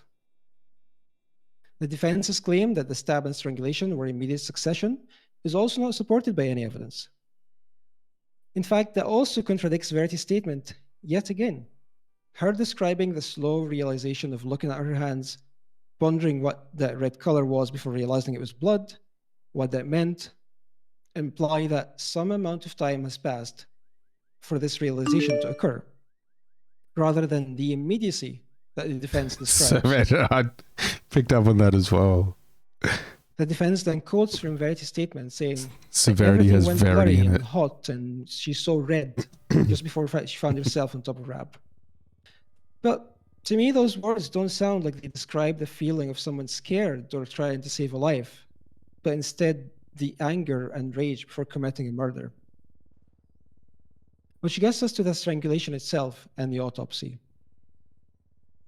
The defense talks about a contradiction between Dr. Olivia's statement and the autopsy report and how facts allegedly didn't match.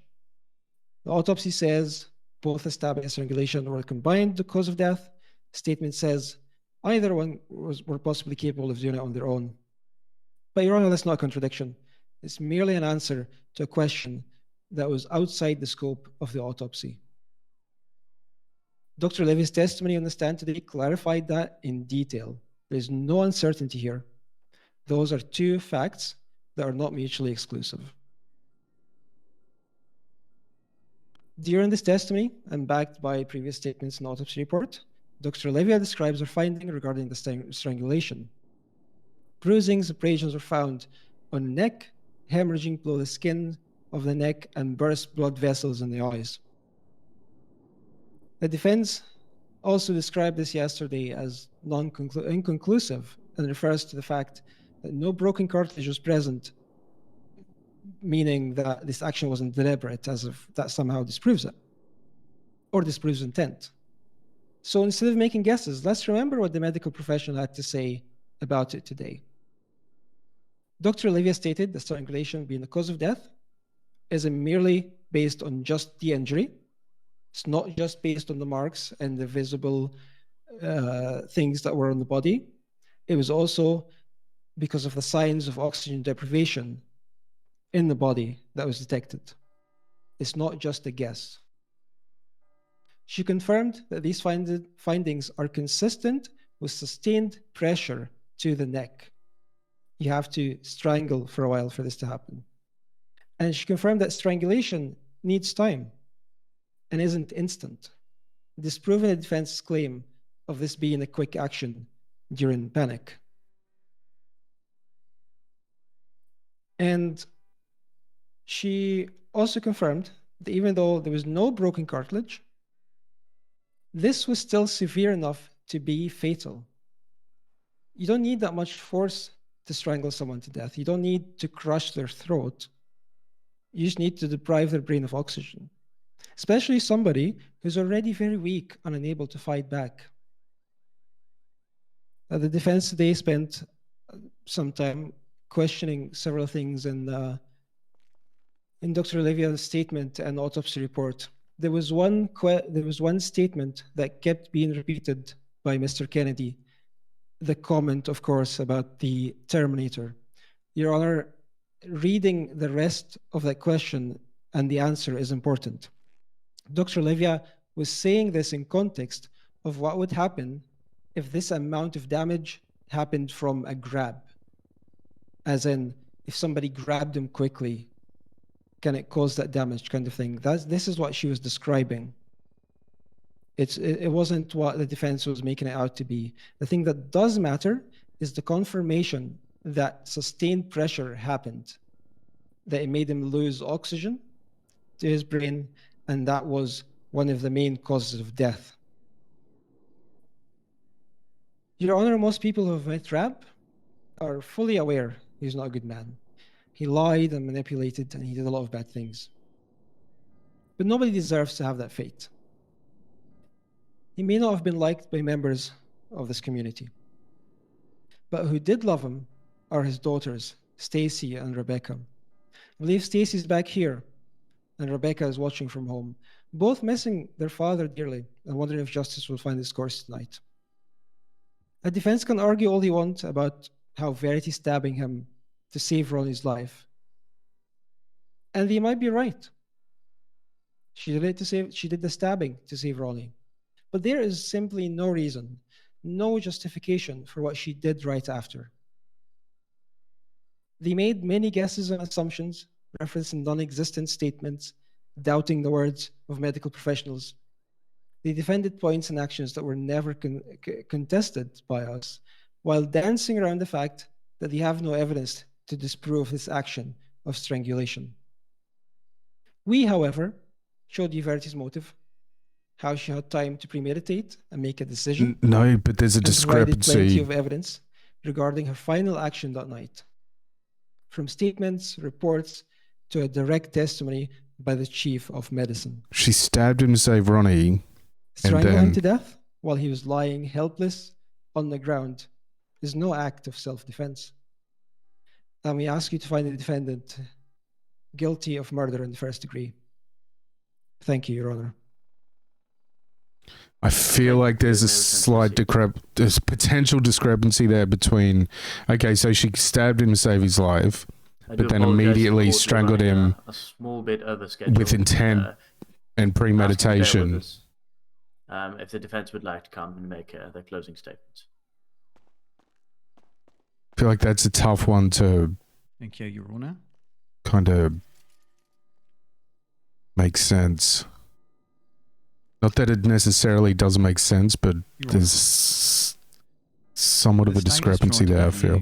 A simple story that Verity Royale came back to the city with a knife and a grudge, that she had waited for her chance and that she carried it out in cold blood. But a courtroom is not for simple stories. It's for evidence. And when you test their story against the evidence, against reports, the witness testimony and the law itself, their case doesn't hold. This case is not about years of motive developing. It's about seconds. Seconds inside a pub that reeked of petrol. Seconds with Ronnie McCafferty on the floor, coughing and choking, drenched in fuel. Seconds with Reb Mullen above him, match in hand, ready to drop it. And the law says that in those seconds, if you are lawfully present and you reasonably believe a life is about to be taken, you may act. And that's what Verity did. The state wants you to believe that this was planned, that she came to kill, that she even spent her time up north plotting revenge. But the evidence tells another story. Michael Appleseed sheltered her and said she was unwell, injured, and focused on recovery. Father Woodcock confirmed the same. She was not vengeful. She was fragile. She was trying to heal. The state tried to diminish his testimony by saying he didn't spend much time with her. That's a mischaracterisation. They even pointed to a specific question whether Verity had ever said she wanted to hurt Rab, and noted he hadn't asked this directly, which Father Woodcock agreed to.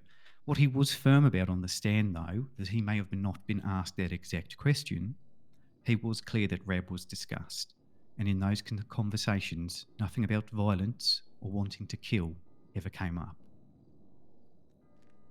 The prosecution's own missing person report described her as hurt, not plotting. Now, her time away was about survival, not planning, about getting back on her feet, not drawing up a scheme. And when she returned, what did she say? That she was listening to maybe this time on her way, hoping maybe this time everything will be all right. The state calls that plotting, but the evidence calls it recovering. Afterwards, did she run, burn evidence, toss the knife?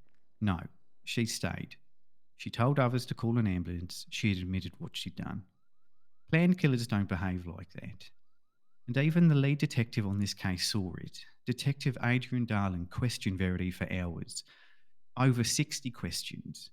If he believed this was a calculated murder, he could have said so, but he didn't. His words to her were, "Who are you covering up for?"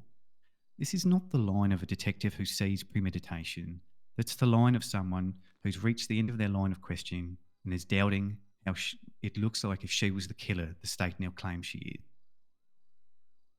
So if even the lead detective didn't see intent after exhaustive questioning, how can the state ask you to? And the state now tells you those questions, Darling pressing 3 separate times, who are you covering for, were just random. The order of those questions don't matter, that they didn't have enough evidence at that point. But look at the timeline. By then, Ronnie had been interviewed, Stella had been interviewed, April Winters had been interviewed, the autopsy was in hand. They had everything they needed to frame a murder charge if they truly believed that's what this was. The idea that Darling's questions were random or the investigation wasn't ready is disingenuous. I think they're show what he both kind of right here. A scuffle, not a calculated plan. He doubted she was the killer they now claim she is, and those doubts came when all the evidence was already before. The state says she should have phoned the police. Chief LeChuck even said officers would more than likely have arrived in time. But think about that. It took Verity 10 seconds to walk from the door to the bar. In those 10 seconds, Rab had already lit a match. No police response is that fast. Not 10 seconds. Not when a man is lying in petrol fumes. Verity was there. She was the only one there. If she had stopped to dial, Ronnie would be dead. And the law does not demand hesitation. It does not require gambling away another man's life on the hope of a faster patrol car. it says you may act to stop imminent death. Reb dying is terrible, but someone was going to die that night, and without Very's intervention, it would have been Ronnie. The prosecution wants the knife to carry all the weight of intent. But what is it really? A kitchen knife given to her by Father. Yeah, when the strangulation is... A knife she didn't even want. That's a good point. She pushed back. The kind of knife you slice carrots with. Carrying it was no more sinister to her than carrying a screwdriver, and the only reason it looks suspicious now is because she was forced to use it. And look at how it was used. Once. A single stab. Not repeated stabs.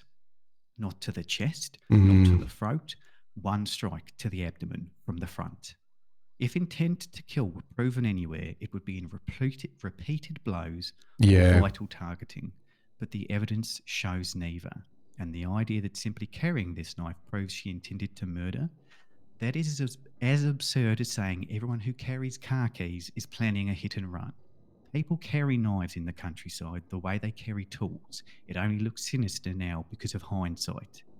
The prosecution is trying to attach malice to an ordinary kitchen tool. That is not proof, that is hindsight. If this were a calculated attack, if Verity had made the decision to kill him quietly or deceitfully, why not the back? Why not when he couldn't see it coming? Instead, the single wound was to the front of the body in the middle of a face-to-face scuffle. That is not stealth, that is not execution. That is exactly what you expect from an instinctive, panicked reaction. The state says she escalated, pulled him, stabbed him, strangled him. But the evidence shows chaos, not calculation. One abdomen wound, not multiple. Verity's own words, everything went blurry and hot. I just saw red. Ronnie himself at one point said he grabbed Reb's neck. His contradiction only adds doubt. And now to this word strangling. Let's be honest about what Verity actually said. In her first interview, she did not say she strangled Reb. She said she came to and found her hands around his throat. It's not a decision. That is not malice. That is confusion. It was only under pressure from officers and after repeated questioning that the word strangling began to appear. That was their word, not hers, and ever since the prosecution has leaned on it. But words matter. To call it strangling is to imply a deliberate, sustained act, and the evidence doesn't support that. The autopsy found bruising, yes, but no crushed windpipe, no broken cartilage, and Ronnie admitted at one stage that he put his hands on Reb's neck. So when the state repeats strangling, remember that is not what Verity said. That is not what the evidence shows. That's their word, not hers. This was not a sequence of calm choices. It was one chaotic scuffle. And chaos is not premeditation. And in the middle of that chaos, what did Reb do? He hurled abuse, calling her a thieving cow. Now, the state wants to seize on that. They ask, where did that phrase come from? Why wasn't it in the first police note? The answer is simple. Because Verity has always said those moments were blurred, disjointed, and confused. Trauma does not treat neat transcripts. Memory under shock is jagged. Fragments come back later. That's not dishonesty, that's human. The use of the phrase "you thieving cow" is entirely in character for Reb. We've heard time and again that he belittled, manipulated, and insulted, from humiliating her with a doctored tape to accusing her of theft. Verbal abuse was his weapon. So when she now recalls him calling her a thieving cow, in those seconds it doesn't create a new story, it fits the story we already know. And then we come to the medical evidence. Dr. Quinn told us on the stand that either injury, the stab wound or the bruising to the neck, could have been fatal. But her autopsy, her own signed report, says something else. That death resulted from the combination of both injuries. Those two positions cannot both be true, and could, as she said on the stand, is not good enough. Could means uncertainty. The autopsy says the cause was both together. Her later testimony says each on its own. Which are we to believe? When the state's only doctor cannot keep her conclusions consistent, the law does not allow you to treat that as proof. And without proof of intent to kill, there can be no murder. The prosecution said, so it's no wonder that after all of this, Verity decided to do something about the root of the problem instead, their exact words used yesterday when describing motive. But, Your Honour, that is not evidence, that is spin. There are no texts, no phone calls, no threats, no witness who ever heard her say she wanted Rab dead. Nothing. And what do we have instead? Multiple accounts in Exhibit MLK of Michael Appleseed, Father Woodcock and Ronnie, all referencing her kind nature. The prosecution tells you it's no wonder she snapped. The evidence tells you the opposite. She endured humiliation. She overcame it. She rebuilt her life and she came back to reconcile, not to kill.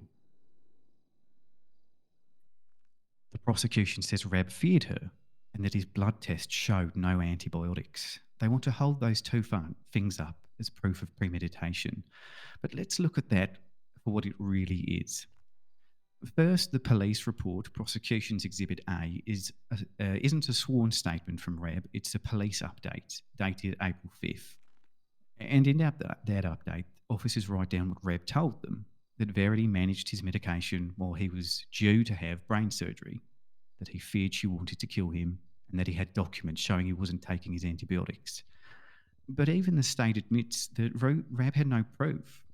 No witness, no chain, no independent evidence tying Verity to Rab's pills. It's Rab's words recorded in a police summary, nothing more. And Rab's words, if we're shown, were his favourite weapon. He accused her of theft, disproven by pub records, Defence Exhibit T. He manipulated her into believing she was responsible for a man's death in London. He humiliated her with a doctored tape. His word is not proof. And then there's the medical report, a lab result showing no antibiotics in his blood. But again, it doesn't name Verity. It doesn't assign her responsibility. It doesn't even say who was handling his medication. And we know from Verity's statement that Rab didn't like to be babied, that his daughters, Stacey and Rebecca, were the ones managing his pills after surgery, and that Stacey even flew into the city to do it. That matches the reality we see elsewhere. Rab was stubborn, resistant to care, and his autopsy showed lasting damage from poor cosmetic surgery. This was a man with a history of not looking after himself. So what do we really have? A lab test with no link to Verity and a police summary of Rab's words, the word of a man who lied and manipulated when it suited him. To stretch those two things into proof of premeditation is a leap, and leaps are not proof beyond a reasonable doubt. The state says the VHS tape gave Verity motive to kill, that on St. Patrick's Day, Rab humiliated her in front of her friends and colleagues by playing a recording that, without context, made it sound like she was confessing to a murder. But let's be clear. First, as evidence, the tape is unreliable. Even the prosecution admits its harm come from lack of context. Rab deliberately cut their context away. He twisted Verity's words into something they were not. And that tape shows manipulation, not truth. Second is motive. Humiliation is not the same as murder. Look at her actual response. When Rab played that tape on St. Patrick's Day, she didn't retaliate, she walked out. When Rab manipulated her in London, she didn't lash out, she carried the guilt. And when he accused her of theft, she cleared her name with official records. Again and again, her instinct was to leave, not to fight. And the people who knew her best, Appleseed, Woodcock, Ronnie McCafferty, all described her as protective, not vengeful. Not once did she voice a desire to harm Rab. So yes, that tape embarrassed her. Yes, it was harmful to her reputation. Embarrassment is not evidence of intent, and the evidence shows she didn't respond with violence. The tape does not prove motive, it proves Rab's manipulation. And let me be clear on this point, because the state has tried to suggest we focused on the wrong thing. We did not. We addressed both what happened and how she felt. The fire only matters in this courtroom through its effect on Verity. The guilt and shame she carried, the way Rab twisted that to control her, the prosecution wants to recast that as a motive for murder. The evidence shows it was trauma, and that distinction matters. It was never a plan, it was manipulation, and the only relevance is how it shaped her fear when she saw history repeating itself that night. The prosecution points to her scuffle with Stella, but look at what matters more. She removed Ronnie from danger, and she told Stella to call for an ambulance. They tried to paint her as doing nothing after coming to from seeing red, but statements support that she both suggested the calling of an ambulance and the police. She stayed, she admitted, and she cooperated. Guilty killers flee, conceal, and lie. She did none of those things. So, now we apply Penal Code 1203, stand your ground. It requires 4 things. Lawful presence. She had a key, and she was still listed as a co-owner of the pub. Imminent threat. Ronnie soaked in petrol, Rab with a lit match, saying this isn't the first time. Proportionate force. 1 stab, grappling with Rab, not an execution. And then cessation. She stopped when it was over, and she called for help.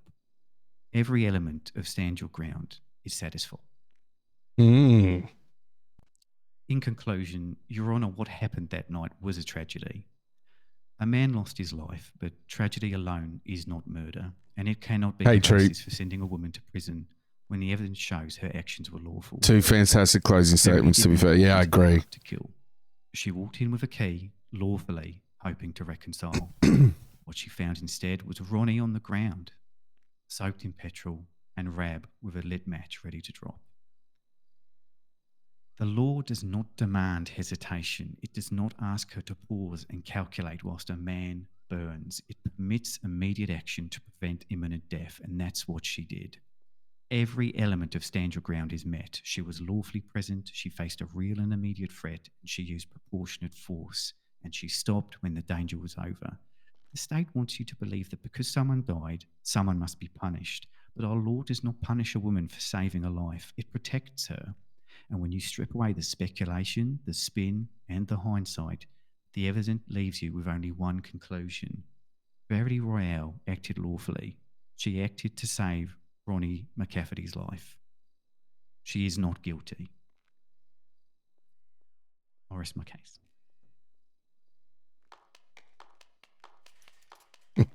Thank you, Mr. Cheatham. The court will call a short recess while we consider the cases brought here by both the prosecution and the defense, as well as analyzing the evidence that has been submitted. The court will return at 11:25 for its verdict. Oh.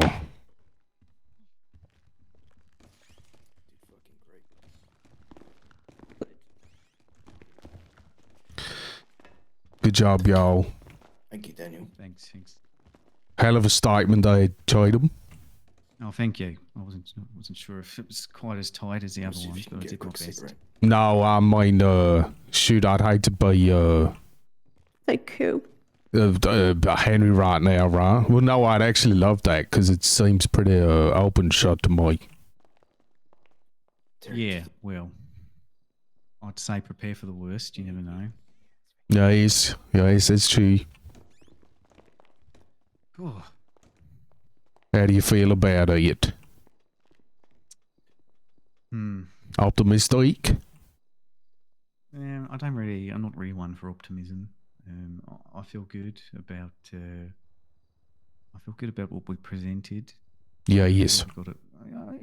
I feel we've got a strong case, but it's very difficult to be confident after hearing a man pick apart everything you've said for the last half an hour. Yes, no, of course, right? And I mean, he's good at it. I gotta give it to him. He's good at it. But, well, we shall see.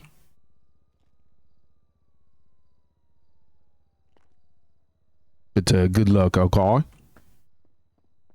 Thank you. Thanks. All right. You okay, Blanco? I'm alright. What happened before you had blood on your face? You still got blood on your face? You I realize know, you I've got not blood? washed it off. Oh, right. Hey, The blood washes straight Alright. off. Hey, it's just I was busy. Lots of work. Maybe Of I course. can. What's this? William Oldman Funeral Service. I can just wipe it off using this, right? Oh, well, I mean... Yeah, I suppose so. I'm just going to go talk to Verity. Paper ain't the best thing to sup up blood with. Yay.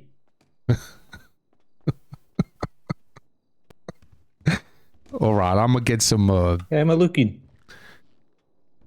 Oh, you know what? You look. You look fine, right? You can barely even tell. Hey. All right, after you, please. Oh, hang on. Let me get that door for No, you. after you, yeah, let me get that. Okay, here. Don't touch the. Okay. Maybe don't touch the Get doorknob. away, Woodcock. Come on. Would he? Woodcock, that's what I said. Yeah, yes, right. I'll shoot hi, y'all. They have a way of. Oh, hello, Father Woodcock. Sorry, I didn't mean to interrupt. Oh, you weren't interrupting anything, dear. I was just talking about. I was fondly reminiscing about my time as an employee at the Three Hawker Boys. Oh, yes, of course, right? Oh, shoot, what would you have done if you were there that day? Well, I mean, between you and me, as I was saying, that Rab was a real piece of work, so I might have, looked the other way as he was being attended to, shall we say. Oh, shit, they should have got you up on the stand. I don't think that would have been a good idea.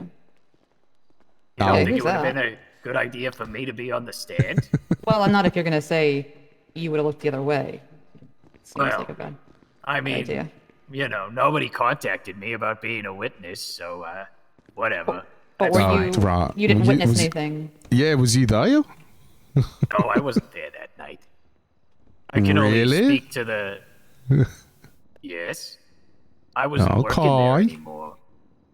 Oh, why do you say it like that? Well, I mean, then why would you say... Oh, nobody called me to be a witness. As in, like, I could have changed the whole outcome here, potentially. Well, all I could have spoken to was, the character of Verity and Rab. Yes. Seeing as I worked for both of them, but I hardly think that's relevant. Yes, Character witnesses are pretty important, I would think. Oh. That's true. Well, too little, too late. Well, go see if you... Well, quick. He probably has money. Go see if you can be a... Chief Justice. Could we get Doris... call Doris to the stand. Oh. You're not a lawyer. Oh, you're a little too late for this. And anyway, I have to talk to the lawyer. Yes, okay. Well... They say justice is blind, but in this case, justice is in the way of the other justice, that lady up there, right? Oh, are you saying that justice is obstructing justice? Justice is obstructing justice. Ironic, right? Did you take the stand, Father? I did, yes. Oh, really? Yes, I saved the dog. Were you not here? No, I only came here in the last 20 minutes or so. All right, I just showed up like 5 minutes ago. Oh, you did? Well, yeah, I was at work. I don't want to listen to people talk all day. Yeah, some of us have jobs. Sheesh. Oh, I got a job. Well, it's more lifestyle, right? A lifestyle. Being a priest is a lifestyle. Yes. Right. Well, it certainly involves some lifestyle choices, that's for sure. Choices were indeed of course.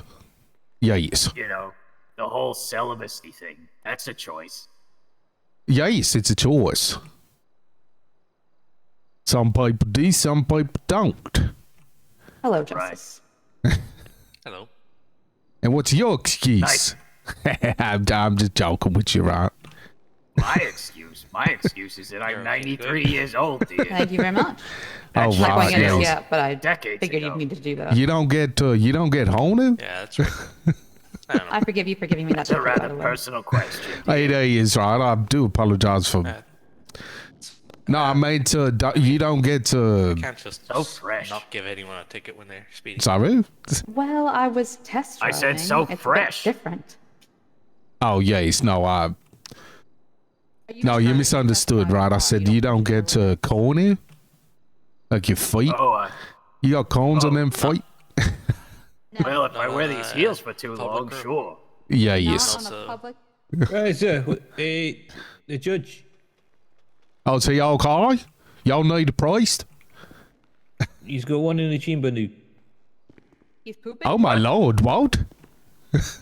Someone shot him? I think he's pooping. I think that's Henry's what's got a happening. gun? He's taking a poop. I think so, yeah. I think you can go inside now. I think that's what he meant. Oh, right. Well, shoot, can you, I mean, oh. There was a blood on the door incident.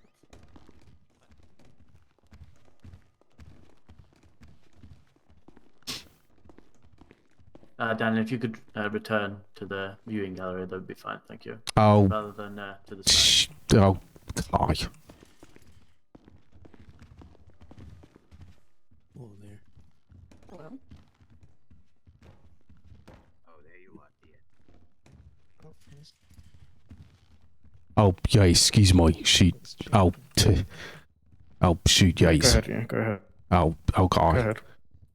All right, thank you. Can I ask everyone go please ahead. to be I'll get off my sheet. please? Excuse me. Okay. I'm gonna get by you! Can I get through, please? Me Oh, pushing me shoot. away! Don't I'm getting squished into the wall. Legalese lawyers such a solid defense. Oh, my lord, sir, please. Oh, Would you two quiet down and just sit it normally? oh, yes, I'm trying, right? I do. Sorry about that. Okay, everything's okay. Excuse me. Okay. As I was saying, thank you to everyone here who has attended. Thank you to Legalese and their law team for building such a solid defense. Thank you to the Police Department of Los Santos for building such a concrete and in-depth case. And I guess also thank you to our wonderful EMS, to whom their autopsy and findings have been very invaluable to this case. God bless our EMS. Okay, without further ado, this court has come to a decision. In the matter of the people of Los Santos versus Verity Royale, the court has carefully considered the evidence and testimony, and we do find that Mullen very clearly posed an imminent and deadly threat. He had poured fuel and was seconds away from setting Mr. McCafferty on fire. Verity Royale's intervention stopped that act, and for this reason, the defendant is found not guilty of murder in the first degree. However, the evidence also shows that after stabbing, Verity Royale continued by choking Rab Mullen after the immediate threat had passed. This excessive force is found to be unlawful. The court, however, does not find the elements of second-degree murder present, as there was no premeditation, nor the cold intent to kill with malice alone. Therefore, this court believes the appropriate charge is voluntary manslaughter rather than second-degree murder. For this offence, the sentence of this court is the maximum of 40 months in state custody, reduced to 20 months for time served, and a fine of £15,000. Thank you all, and good day.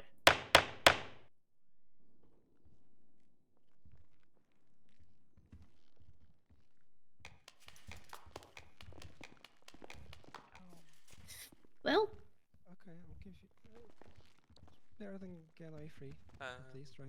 Olivia, you might want to Justice has check on him. been served. Yeah, kind of. Yeah, I'm confused about one thing, right? Oh, he's not having a very good day. What's going on over there? Is it All right, Plonk? sweet. Where's Plonk passed out? He needs to go over to the defense. Excuse me. Excuse me.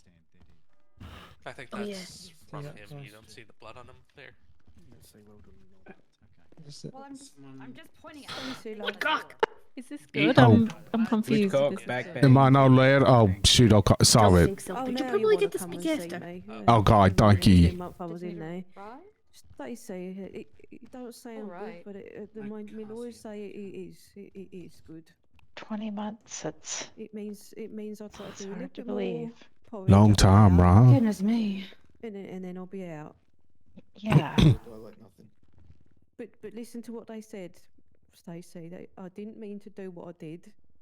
They don't think I did it legally, right? From meaning to do it or having a cold intent. I want you to remember that.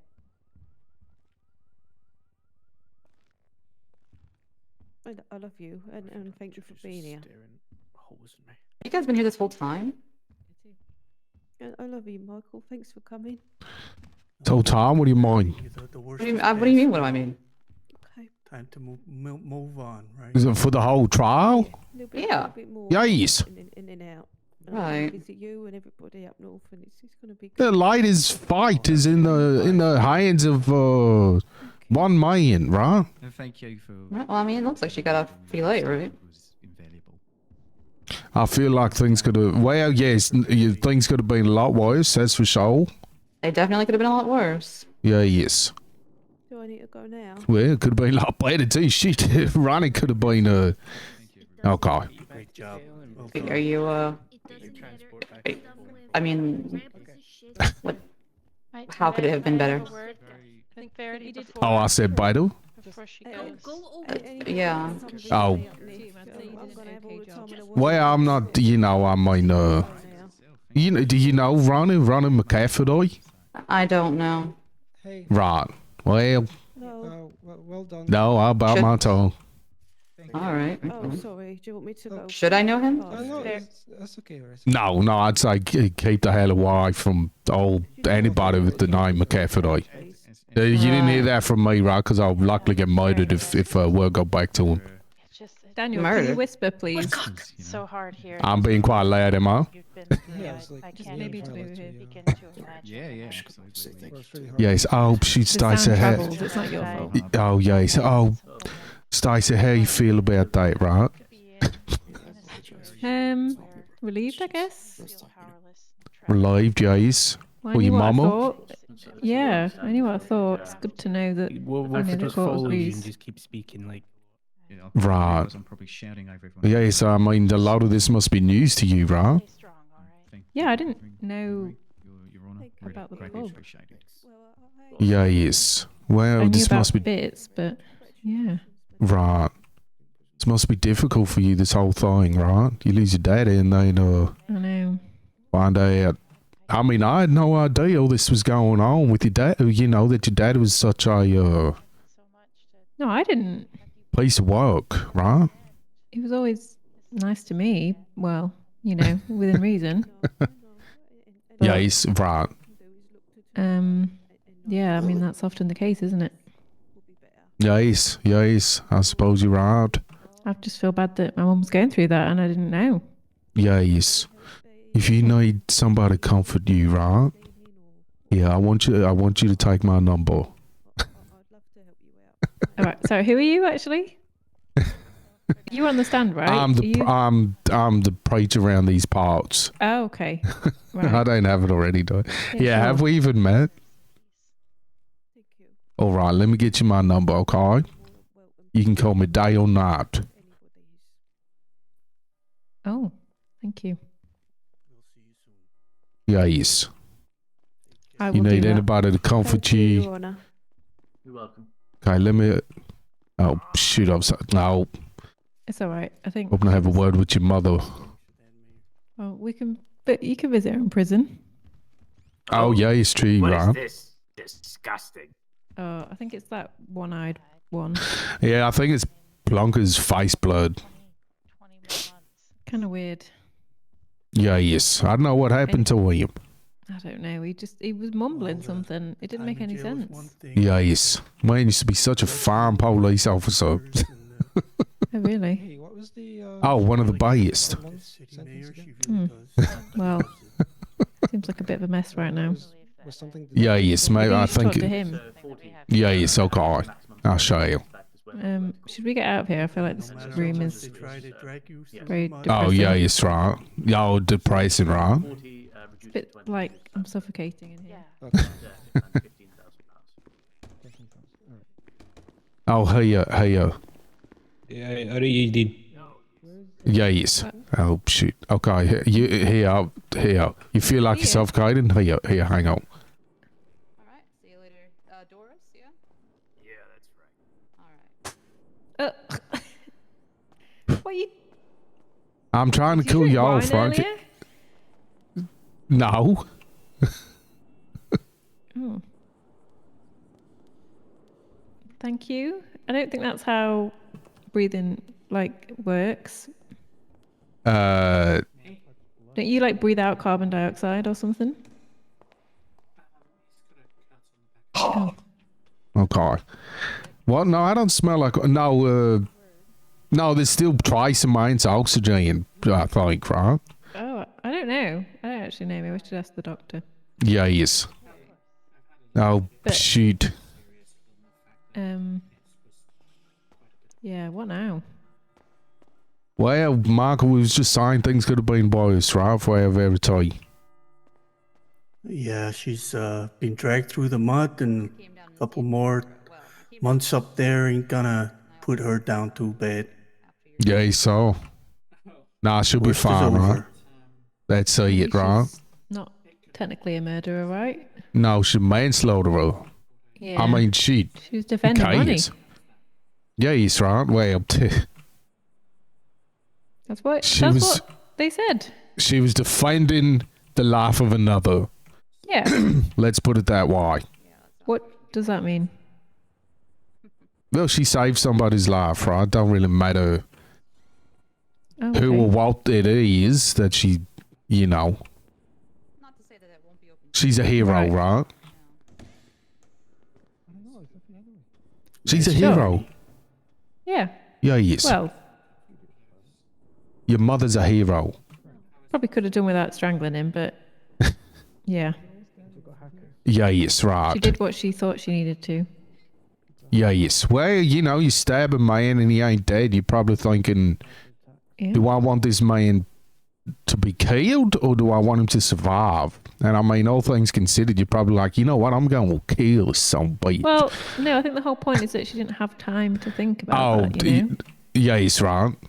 Oh, Do you have time to think about that when you're on top of a man that you've just stabbed? I don't think so. Oh, last time that happened, yes, I didn't have much time to think. No. Well, next time, try and have a think. Okay. And see if you've got time to do that. All right. Talk to God. Yeah, yes. Say a little prayer. Yeah, yes, okay. Right. No, I shall. How you feeling, Stacy? How you feeling about everything? I know it was your father. Yeah, I mean, obviously, that's almost a different thing. I think I feel relieved that my mum. I think it was the right call. What the court Strangling said. it? Oh, yes.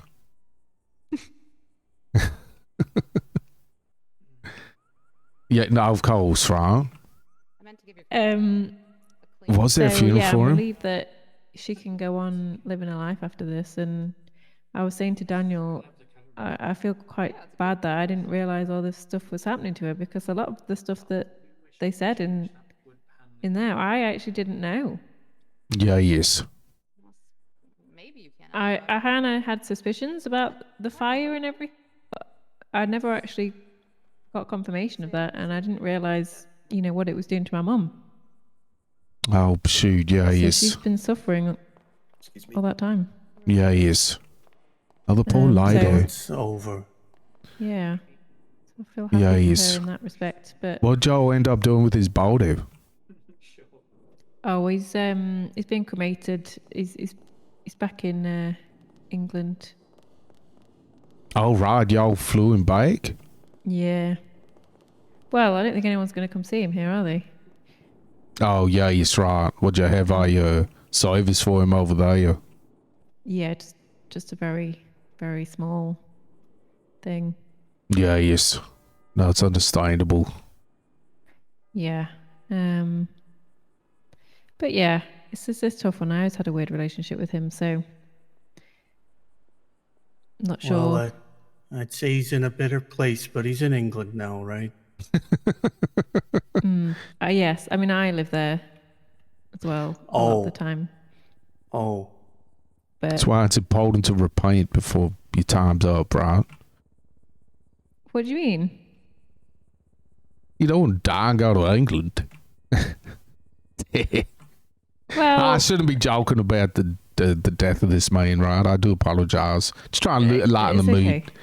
Yeah, I get it. Yeah, yes. No, I understand. It's much better weather here. Oh, I love the weather here, please. Are you not hot in that coat? No. Oh, yes, but I love that. I love being hot. Oh, you like being warm, okay. Yeah, yes. Sweaty. Oh, yes, sir. You know me. She. Oh, yeah. Lots of sweat shed up at the farm. Oh. Yeah, so. You wouldn't believe it. Right. You were on the farm? Yes, ma'am. You don't look like a farmer. Oh. You ain't seen me in my overalls. Oh. Oh, do excuse me. I've got a fish emergency. That's all right. Take care. Oh, shoot, yeah, it's okay, so. Oh, look at it. Look, he's sweating through his jacket. Look at that. Nice. Should we go outside? Oh, yeah, it's right. It's very echoey in here. It is. Go. Oh, that reverb. Oh my gosh, it's bright out here. Yeah, very bright, right? You right? Yeah, just having to sit down. You done your Yes. leaflet? Oh yeah. Do you want an official court program? Does this have the inside bit in? No. Oh, shit. That comes later. I love that. It's no, like I don't a want that then.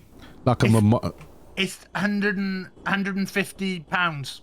150 pound for a. Oh. Well, you know, because but the thing is, you were in the trial, so if you were to buy two of them, right?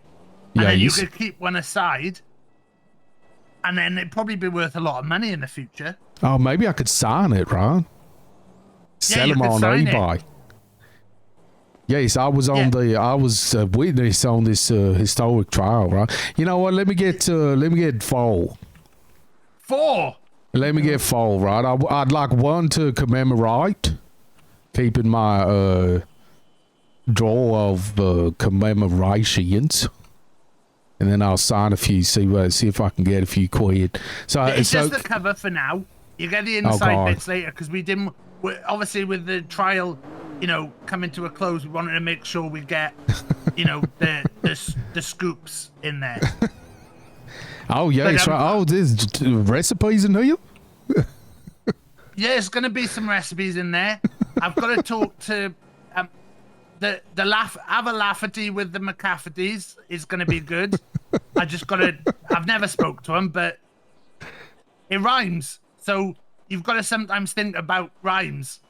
Rhymes Very catchy. Sell. Rhymes sell is what I always say. Well, you a marketing man? A little bit. Done some marketing. I'm actually doing some marketing for the cream pies at the moment. I actually did want to talk to you about that. Oh, who for IAL? Because I was thinking, yeah. I'm not up to date with that, but I saw on Twitter, on the birdie, that she's saying AL now. But I haven't spoken to her. She's gone to ClickCon. And of course. I was planning on, you know, maybe going, swinging up and showing up. But I can't find where it is at all. Oh, yeah, he's very hush-hush, apparently. I was trying to find out myself. The one who needs the ride to... I've absolutely no idea where ClickCon is, to be honest. Yeah, but I was thinking, if we got some of your holy water... I left my car in the staff of course. And we mix that in with the cream pies. Actually, yes. I don't even know It could be like it's not the apartment, so I need to check. Like when you do the stuff at church, and you do the body of Christ and the blood of Christ. This could be then like the cream pie I'm of off, Christ. sorry, bye. Oh yes, goodbye. Oh, I love that idea. Bye, Stacey. Oh yes, goodbye now. Oh, I mean that's a shoot. I mean they could go for £500. Well, yeah, if you're getting the cream pie of Christ, that's got to be a good thing, right? Yes. No, of I course. do have to I mean, warn you though. I have got the devil inside me. You got the devil inside of you? Let me take a look I wanted here. to talk to you about. Here, let me take a look here, please. You take off your glasses, right? Look inside my eyes, please. I want to see what I'm dealing with here. Well, it's just I had my tarot done, and Yes. Gigi said that I've got the devil inside me. I'll be the judge of that, right? Let me see here. Let me look in here. Let me see what I'm dealing with. Are you gonna look in both my eyes? Yes, I'm looking in both, right? Sorry if that's triggering for you, Plonker. But aye, 2 eyes. I've only got one. Oh yeah, this is a lot easier with somebody like Plonker, right? But no, yes, I can see. I can see I have been there's called easy. Do you have to stare into Plonker's gaping hole to see if he's got a devil inside him? Well, I mean, it's no, it's got to be the eyeball specifically, right? You want to see the soul, not the brain matter. I need to take my tap off to take off my iPad. Why? What the hell? Oh, How do you take your shirt off and leave the? That's amazing. How did you do that? Can you take your underwear off without taking your trousers off? Yeah, you want to see? Yeah, go on. Go on. I don't think you can do it. Oh, I do it all the time. Wait, is that a full shirt or is it just like the bits we can see? It's just the bits you can see. Yeah, oh, that's cheating. I'm actually quite confused if I take this eye patch off now. I thought I used to just take my shirt off and it came with it. Oh, right. Nope. That don't got him neither. Nope. This is weird. I gotta get it out. What's weird is how's that radio stuck to you? We get magnets put into our body. Implants? In the police? Yay. What, does LeChuck do that? Yay. That explains the hair.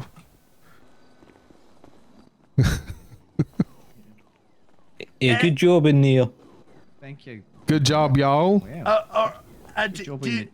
Cheetos, you don't want a program, do you?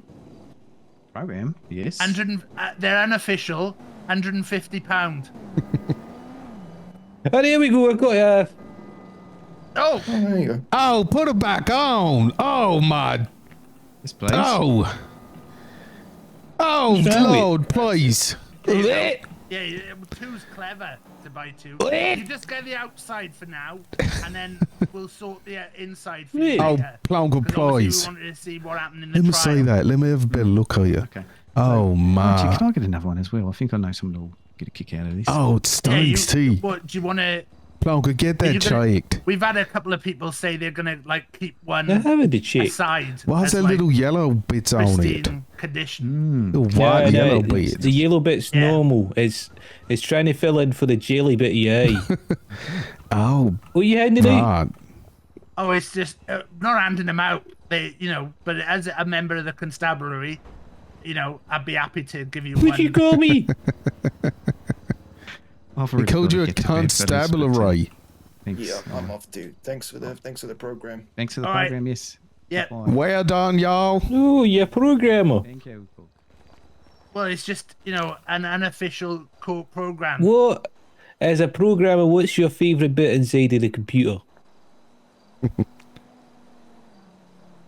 The fan. You're a fan of the fan? Yeah. A big fanny. So, How much do you are think I you? got the devil inside me? I know we got distracted by No, Plonker. yes, you do, right? You do. I can confirm. But we can. Oh God. No. Coke ain't got nothing to do with it. She, he didn't put the devil the inside other guy. you. Yes, other guy, right? We can take care of that for you, no problem. So, just a quick exorcism. Yes, that would be my preferred. I would recommend against an exorcism from No, you heard the man, right? You almost killed an old woman. No. Well, when you got the devil inside you. You gotta exercise him Diablo. out. You scoop him out, right? Like this. Like Plonker's eyeball. Oh, yes, right. I did scoop it out. How did you know? You told me the first time we met. Oh, really? I Yeah, got I Swiss knew. Army knife. I don't know if you call it a Swiss Army knife if it's no actually from Switzerland. I assume it is from Switzerland and it's like a protecting thing like champagne or Yorkshire puddings. Has got the you cross heated it up on a wee it. bit. And you know the bit we had, it's like a big screwdriver, but it has like a bolt opener as well. Yes. I put that. I heated it up to sterilize it. Sterilize it. How 40 and slip and then I just like put it right behind my eyeball, right? To be honest, it was just a white marble at this point, but I put it right behind it and I just kind of like, and it just popped right out. Yes, and right. Then I had the Swiss Army knife one that had the wee like scissors on it. I don't even know what they're used for, but I heated them up as well, sterilized it, Ugh. and then I just snipped, and then heated up the wee cock, the screwdriver bit again. And Did you say what? What did you just I say? heard that as well. I don't I was want going to to say corkscrew. It Heated up a didn't sound like cork. cork. What did I say? I don't want to say. You said, Plonker, you said coke. I was going to say corkscrew. Corkscrew. Corkscrew? I understand. Right. But it wasn't that bit. It was, again, it was just a screwdriver bit and the bolt opener. I got mixed up with bolt opener and corkscrew. A bolt opener bit, and then I just cauterized it, my optical nerve. Yes. Do you mind popping the old patch back on? Please. Right. Well, it's just, seeing the void. There's barely any pus now. You might want to get yourself a big old box of them saline rinses. Little bottles. You cut the tip off and you squeeze the saline. Misties. Sorry? Sometimes a bit of hair gets stuck in it. Okay. Do you ever find this difficult if people are doing crimes on your left-hand side? No, I've shot many people with my left-hand side. Right. How can you tell? What do you mean? I could just turn to my left a wee bit. Yes, right. Your nose don't get in the way? Does the nose get in your way? Well, no. But I got stereo vision. My nose just appears like in my vision, my nose just appears like a semi-transparent blob Yeah, but on now the bottom front of my vision. It's so obvious in your vision now. Yes. Thanks for that. Yeah, and you're breathing manually now. Oh, sure. Now I'm feeling itchy. Y'all feel itchy? Anyone else feel their tongue? Oh, my lord. No. I think I'm having a mental breakdown. Yeah. The first time in my life. The devil again? Sorry? Do you think it might be the devil doing this? He's inside me, Yeah, he is. It sounds like you want to sing the start of the Wire theme tune. Oh, yes. Tom White. Wait. They change it every season, but it's the same lyrics. It's just like a different style. Yes. By Tom White. Second series is the actual Tom White's version. Right. How's it go? When you walk through the valley. Hey. Is it when you walk through the garden? I think so, Rod. You better watch your back. I beg your pardon? What about down at the bottom of the garden, amongst the What's birds that? and the bees, there's a lot of little people. That's They're it. called the Poddington Peas. What about What that the one? fuck is a Poddington bee? Well, it's like a pea that is like kind of living. A bee? No, a pea. Right, peas. I mean, they are alive. There's They're like little one people. called Happy. He's always happy. Christ, that's a lot of pressure. That There's can one crack a called- person. There's one called PC. He's the cock pea. Right. There's one That's that a bit runs a derivative. chip shop. She's called Chip Pea. Right, alright. Do they have mushy peas in the chip shop? I've actually done some closer analysis of the episode with Chip Pea in, and there's no sign of mushy peas in there. Although the finale does feature Santa Claus coming to visit the village, and he's full-sized human, so it's very confusing. Oh. There's one who serves I mean, up. if you're expecting Santa, to go all to all the peas in the world, I think you're stretching him too thin there. Well, he does actually. The episode does feature him giving the responsibility for doing his job to the two naughty peas in the village, Black-Eyed Pea and Bump Pea. Of course. Black-Eyed Pea isn't played by will.i.am, which I feel is they missed out there. Yay. He's the one who dispenses lemonade, right? It's called Pea. What? This doesn't sound real. Right. But you've None of this suffered seems some real. kind of head trauma, right? Guessing not much Yeah, a few seems things. real. Yeah, yes. There's one that's full of disease. She's called her, what was it? Oh, pea? Kind of pea? Yeah. Oh, I can't remember now. Right. So Is this like the Smurfs? what were they peas? Kind of like the Smurfs. Yeah, you can look at it Yeah, it like was it's kind of like the Smurfs, right? So exorcisms. Yeah, yes. How often do they happen? Oh, they can happen as frequently as needed, right? Hey, I need to go do police stuff. I don't have a car. Oh, shit. You got your what do you, they got him on a, what's he, a bicycle cop or something? There's a cop car down there. Yeah, yes. Hey, yeah, look, he's running straight, he's getting in it. He mean he don't got his car. He probably just mean he didn't have it on him right then and there. Yeah, there he goes. Is it in the wrong seat then? As he driving it, that's got to be there he difficult, goes. right? Got his leg over the center console. Hey, well, when needs must. Yeah, yes. So, did you like weekly exorcisms, or is it specially booked in? Yeah, we'll book them in and we'll get you up there. Get you sorted out, right? One should take, but if one don't take, we can do repeat exorcisms. That's no problem. Well, if I could take your number, I'm not sure I got time to do an exorcism right now.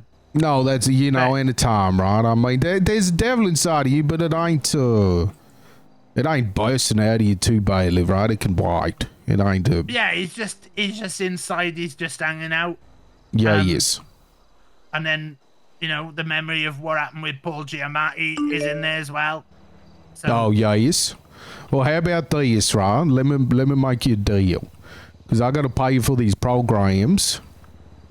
But how about it? Instead of money, I'll give you a bottle of holy water. Which I mean, they ain't cheap. how much do they normally go for? Well, 200 quid, right? But I'm running a little low, supply and demand. I think it should probably equate to about 4 programs. Okay. But I'd stress, right? highly stress I insist that you do not drink this holy water without me present. You just have it on you, right? Right. And does that help with the devil? It'll help kind of ease the symptoms. What if I dabbed a bit on my neck? Just, you know, You could like dab a bit. aftershave? No, you Little could dab a bit. little That's dab? fine. Yes. No, that's fine. Just do not ingest this. Okay, we got a deal? Well, yeah, I'll just dab a bit. So, you know, that'll all be fine then. Yes. Dabbing, planking. If you want to plank a little bit, that's all, you know, that's all going to help you. Yeah, well, you know, well, as long as it's going to help El Diablo. No, it ain't Stop going to keep him help at- out. Well, they keep him at bay, I mean. Yes, it's going to help with the El Diablo situation, you could say. All right, well, you know, we can try and arrange this this exorcism because Gina seemed insistent that he's inside me. Oh, yes, right. Well, I'd be willing to trust her gut instinct on that, right? She seems to have a bit of knowledge in that area. Well, lady does witchcraft, for goodness sake, right? She probably can spot a devil or two. Well, yeah, I would have thought so. Yes. All right, you give me a call, you send me a text, whatever you want to do, we'll get this sorted, right? Sooner rather than later. I'll let you know. Maybe one week when the meeting happens, because Yeah, I yes. could maybe do it before or after. I'll let you know. Yeah, it's yes. It's always hard to know what's happening. No, of course, right? And especially with the demon inside of you, it's going to be... It may even start telling you, like, right? Like, oh, what you need exorcism for? What you fried? Oh, what you, you know, it's going to get in your ear. So Well, you it's just... been telling me lately that I should have a poached egg, and I just think that's a watery egg. Yes, right? Well, feels you wrong. can cook it in holy water. It's going to be, you know, it's probably going to have holes all through it. Well, I was gonna when AL comes back, I was Yeah, gonna yes. speak to her. I did briefly mention about, you know, the Jesus' cream pie, and she seemed to think that was a good thing. So Yeah, you yes, know, I concur. the body of Christ, the blood of Christ, the cream pie of Christ, you know, all Yeah, seems yes. good. So Yeah, we'll, yes. you know, just maybe a little tiny bit of holy water in there. Yeah, not too much, right? You won't need a lot. And you know, if the devil does start getting in your ear, becoming a pain, right? Like, yeah, pull the holy water out, take the lid off, and act like you're about to drink it, right? Like it's a threat to the demon. Like, just hold it up like, I'm gonna drink this, asshole. See what I mean? But please do not drink it without my direct supervision, right? It can be a little dangerous when you got a demon inside you. Believe me. Yeah. All right. Use it wisely, please. I'll just be like, I might. Yes. Oh, here it is. Oh, is it gonna go? Yeah, no, yes. it's not. Oh, it might. Yeah, yes. Just like that. No, please. Please don't. That'd be the demon. Watch out, devil. Look, I might. okay. I might. Okay, play by your rules, okay. Oh, God. I don't even think about... I think I might just have a fried egg instead. Oh, they may need a bit of holy oil. Shit. Holy oil? Shit, I need to start selling that. Yeah, well, you know, the more you... I don't know how well you get on with AL, but, you know, maybe when we get the pies, you know, you just do a quick, you know, crossover them. And then that's Yes. like, yeah. Yes, no, of course, right? I'm happy to. I mean, standard blessing. I mean, bulk. In bulk, I could do you quite a good deal. Well, AL's the boss, so I'll have to speak to her when she Of gets course. back from ClipCon, if she gets back. Yes, of course. No, you let me know, okay? I'm a phone call away. You got my number? All right. No problem. Thanks for that. Fantastic. All right, thanks for the programs, okay? All right. All right, see you soon. See you later, Wood Willie.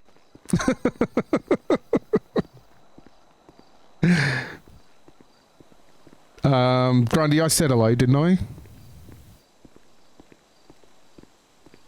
I did. You tripping. How you doing, mate? This is classical Coke Retchin. Just be careful, okay? No more exorcisms without consent. Well, shit, I mean,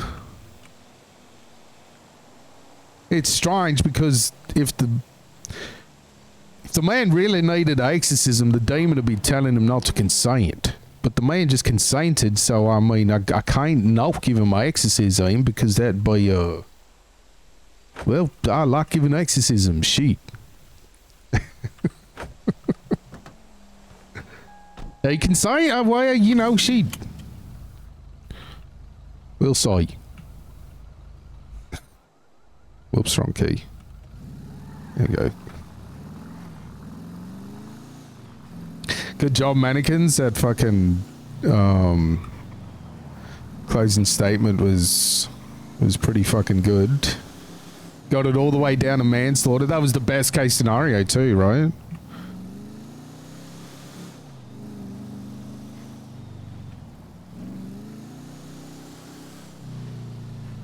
Oh god, thank you. Yes, over the moon. Yeah, nice.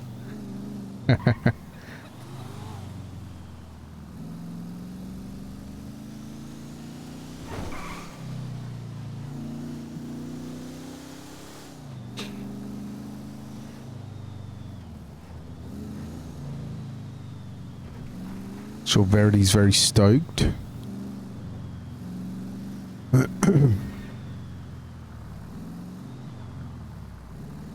Despite your best efforts.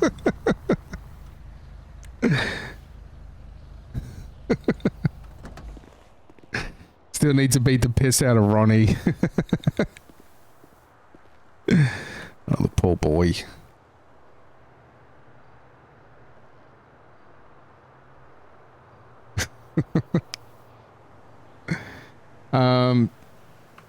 There's still tons of people around. But I'm actually fucking starving. So I think I'm gonna head off. I wonder what people are up to though.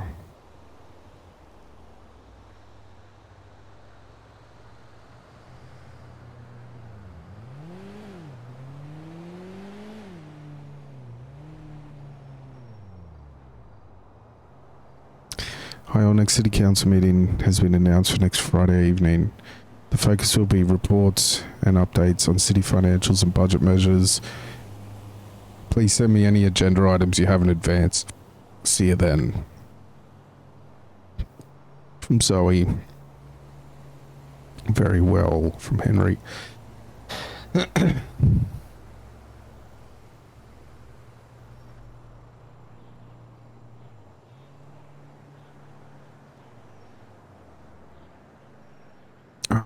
There's tons of shit open. Well. Yeah, fuck it, let's go grab pizza.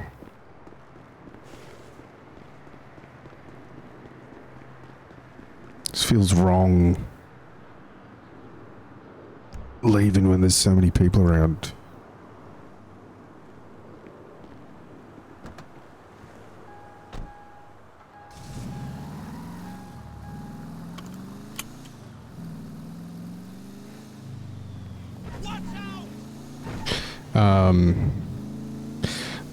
I assume there's going to be a bit of crime too with all the... I mean, every crime's available. Yeah, we'll go get a pizza and then we'll fucking... call it a day.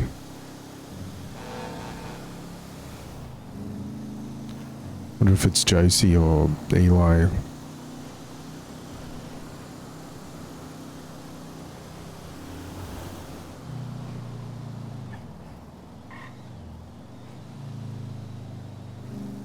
Well done, legalese, and congrats to Verity on the court case. Pizza, this is open for some celebratory pizza and drinks.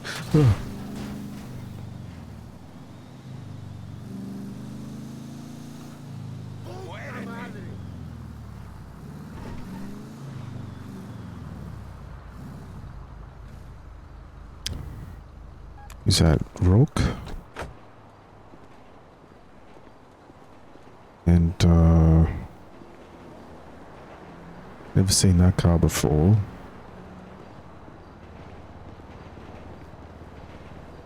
Is that Evelyn?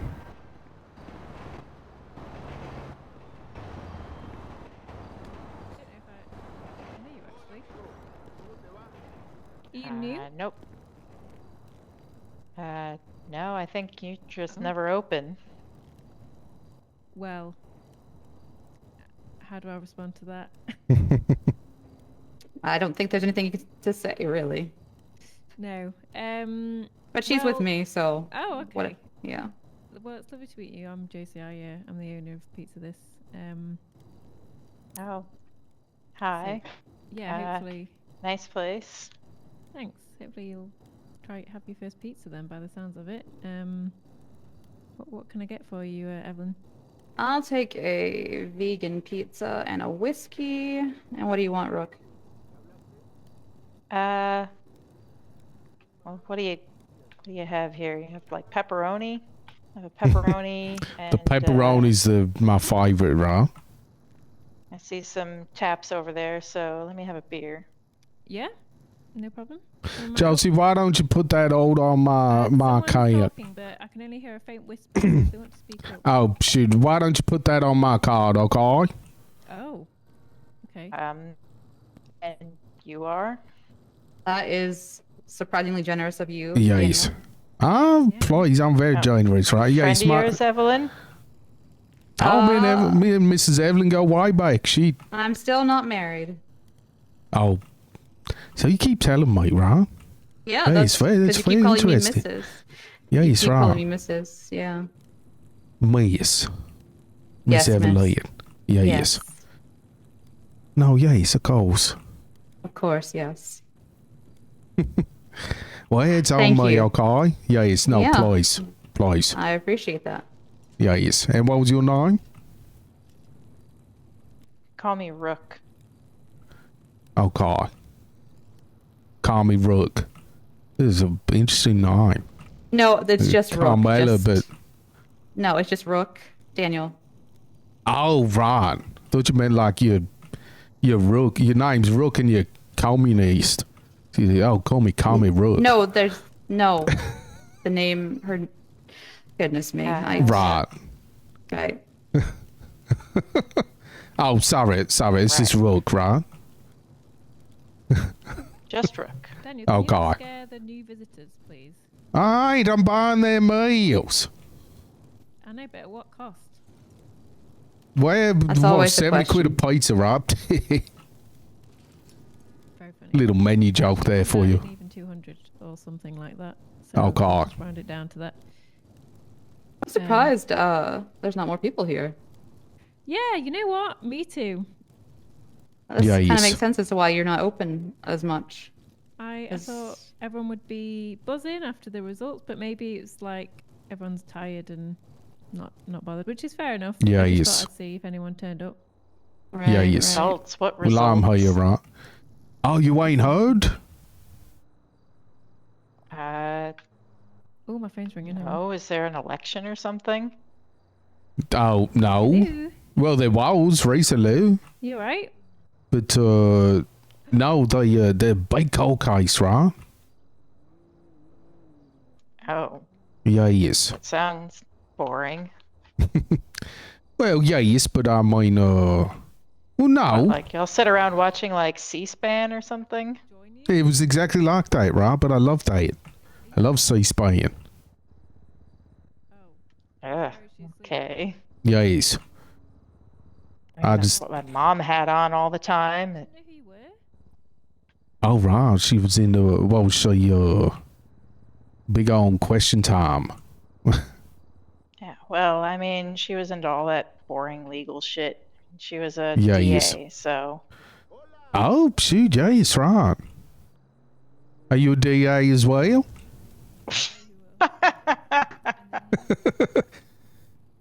Oh shit, am I a DA? Oh yeah, yeah. Please welcome Miss Fancy Pants Attorney DA Rook to the stand. Oh, She's shoot, gonna yes. tell you all about how you're getting to hell forever. Shit. Oh, shoot, yes, right. Oh, well, pleased to meet you, right? What, you working up there legalized? Something like that. Oh, shoot, yes, right. Well, I'm a good friend of Andrew Tatum. Who? One of your colleagues up there, Andrew Tatum. I work with. I'm a grease monkey. I work at Mittens. Oh, shoot, right. Fix cars. In Oh, training. right. What are you, moonlight as a DI? One of these days, they're gonna let me drive the forklift. You don't have a forklift. I could teach you how to drive a forklift, please. A tow truck, then. Oh, right. I ain't got no skills in that arena. Yeah, I mean, it's got to be just like one of those claw machines. Forward, back, up, down, grab a prize. Oh, yes. Yeah, it's true. The Reaper's ass. Try not to drop it before you get it up. Yes. I used to tell my ex-wife. It's a little. You were married? Well, no. Okay, so why are you referencing a woman you not know? Well, it's just well, I'm a comedian as well. Are you? Yes, I am. All right, tell us a joke, funny man. Oh, well, I mean, you can't just, okay, I'll do a joke from my side, right? Oh, shit. Y'all ever wonder when you're reading that Dr. Seuss, what kind of doctor he is? Green eggs and ham? No, thank you. Thank you. So you're like a children's entertainer? Do you do like babies' birthday parties and shit? Yeah, yes, I can do whatever you need, right? Whatever the gig is, I'll be there. I don't have any baby birthday parties. Yeah. Right, If I ever have okay. a bored toddler that needs Discuss that as well, entertaining, soon, I'll I'm sure. remember this weird guy that bought me a pizza Yeah, I once think so. unasked for some reason. Oh. Yeah. Oh, there was a weird man here. If anyone's recording, that didn't. You ain't talking about me, right? Yeah, Violet, just ignore that. All right. No, thank you. Okay. Yeah, sorry about that. I've read you loud and clear, right? Josie, hang up. Okay. Josie, hang up. Okay. Listen right, to me. I'm charging, what? I have changed my mind about the. I get the feeling my offer to pay has been Sorry, I was on the gone. phone for like 2 minutes. How have you managed to? Yeah, have I managed to what? Have I Have you managed to upset these quote? people enough that they don't want you to pay for them? No. I Right, all I have did made was. the food, so who would like to pay for it? Well, not me. Okay. Unless. That's fine. I can pay for my own pizza. Okay. Oh, I'll charge you God. separately then for each pizza. No, I'll get Evelyn's. Oh, I will pay for all of it. I I'm have getting mixed messages here. 'Cause Evelyn charge actually me. ordered it.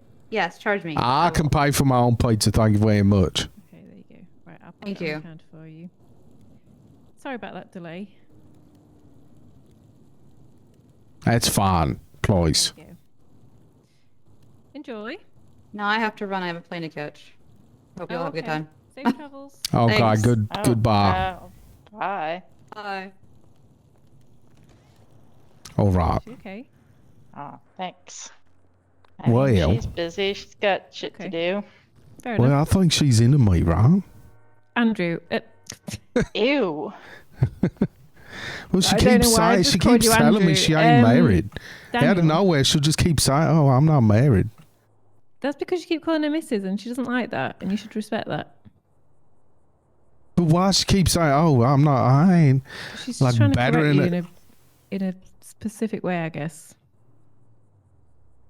I don't know. You don't just keep telling a man you ain't married if you don't have, you know.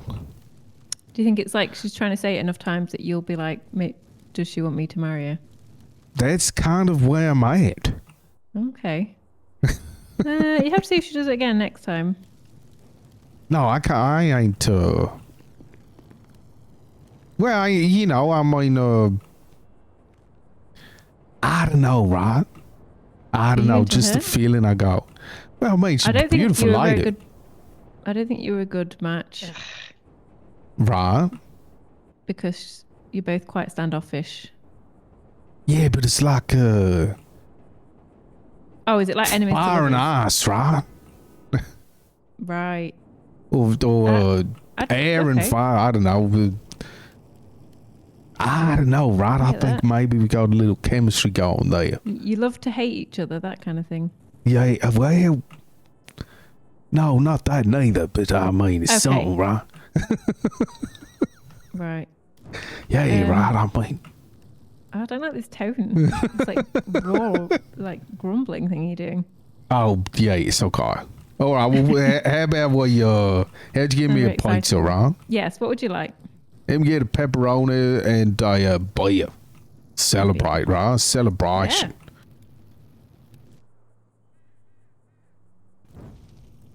Yeah, it's good news, I think. Well, Andrew's. Yes. I imagine he is, right? There's a lot on the line there with the. I mean, she could have gone away for, possibly for life. Absolutely, yeah. It's over. Hey, Jen, how do you feel? I was just on. Did you hear about Kelly, by the way? I can't remember if I've already told you. Yeah, he told me yesterday. No, I ain't heard about Kelly yet. What about Kelly? Who? Alice? Oh, sorry, Kelly. Yeah, so you know Kelly? Yeah, I know Kelly. Yes, the doctor lady, right? She apparently, drove off a cliff or something the other day, and has Oh, been in a shit. coma ever since. Oh my lord. So yeah, you might need to go visit her at the hospital. However, that was actually Scott on the phone. He said that she woke up, which is great news. Oh right. But she couldn't remember who he was.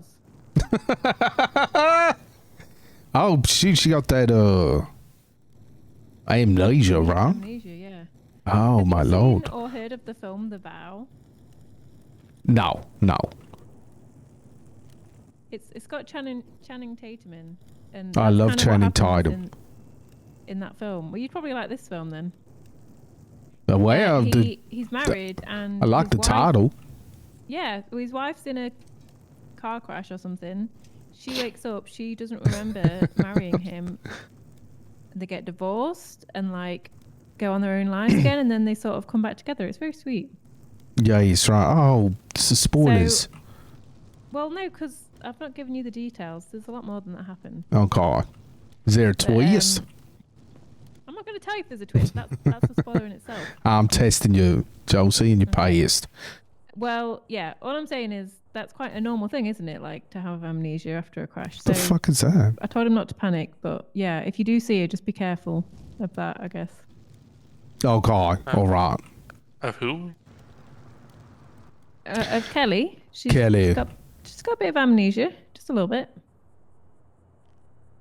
Just enough to make it interesting, right? Yeah, exactly. Here's a cash card. Call, please, Josie. Put an extra 50 on for yourself, please. Oh, thank you. Yeah, yes, of course. There you go, and I'll pop it on the counter. Thank you, ma'am. You right there, Justice? Yeah. Yeah, I'm around. It's on the counter for you. Oh, thank you, It's good Josie. to do some squats, Justice. There you go. Keeps the back toned. Go for the glutamus maximus, right? Well, if you wanna bat like Cheetos, and you've got to work at it. That's true. Oh, Although, do you see Cheatham's the got amount of back? Yeah, no, well, Could I Cheetos get is a margarita pizza as well That's- as 2 pounds? that's why he spent most of the time sat in the chair. It's protecting the goods. Oh, yes, right. He don't like to be He- objectified, I can tell you. Yeah, he was just making Kennedy stand up the whole time. Yes, I noticed that. Poor Kennedy. Yeah. He got a flat ass, too. Wow. Yeah, and you know, it's just everyone was just looking at her, and it was, you know, I understand if Cheetos had been standing up, everyone would have been distracted the whole trial. Excuse me. Oh, yes, right. Oh, shit. You're making Josie a little jealous. You jealous, Josie? I don't know. I kind of enjoy it, but I'm feeling very confused. Are you a little jealous of his posterior, Joe? Jen, thank you very much. Off to bed. Thanks so much for everything. We'll do a shout out tomorrow. Lovely stuff. Good job He's got an today. arse you could bounce a coin off. Have a good one. I'll have to tell him you said that. He'll be thrilled. I did post a picture of it as well on. Oh yeah, I saw. Yeah. What's this on Baidu? Yeah. I mean, obviously that's not the real thing, but it's pretty close. I can tell you that. I got like a little picture from pre-trial. Oh my lord! How'd you get these? Just, you know, if you he fully, like, when he goes to the toilet at the urinal, he fully takes his pants and trousers down. Right. Oh, one of them. Spreading fake information. And then he uses his other Allegedly. hands to pull his shirt right up. Allegedly. And then he just goes freehand. Right. If you say allegedly, it's not a crime. Your card, sorry. That's true. I'm sorry you're having to hear Winnie the this. Pooh. Pop in birthdays on the counter for you. All right, good evening, y'all. Enjoy the rest of your evenings, this okay? painting, See you later. Basically before the court even started today. Bye, man. That fucking photo. That's pretty funny. This is what he's driving around. Why is he? Is this he's the taxi guy, isn't he? Very American. Very American vehicle. Very American man for an English man.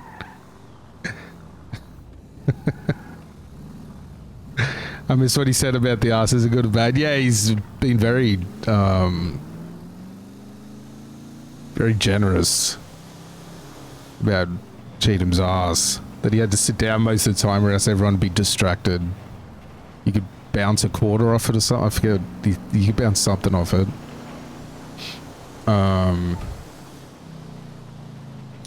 Sorry, I missed a bit here. Very tired, but so proud of Manny and David. Feel I should celebrate in character, but also I want to rest for a million years. Yeah. Just woke up and wandered around, interesting.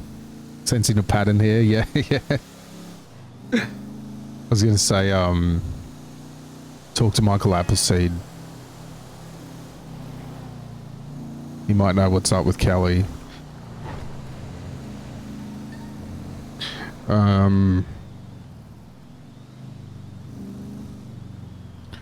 I think that's all I missed. Fish, how are you? Finally some good press, yeah. Is she free? Is our Vera free? Ish. Yeah.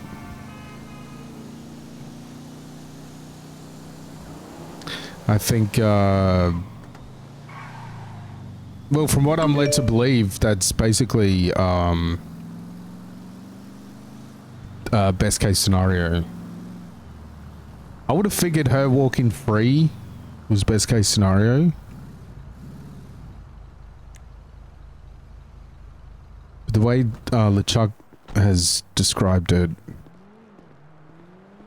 she was looking at either the only options really were first degree, second degree, or manslaughter.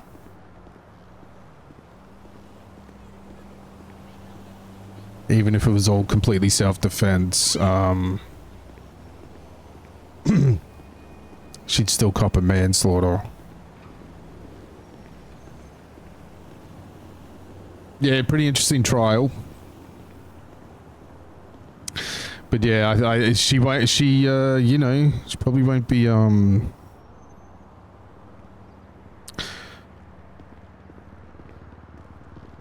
She's got 20 months left to serve. So I guess the way everything works, she could basically bring it back whenever the fuck she wants. Whenever Jen wants. Which I hope is as soon as humanly possible. The worst part was you being all like, LeChuck is very convincing before the trial.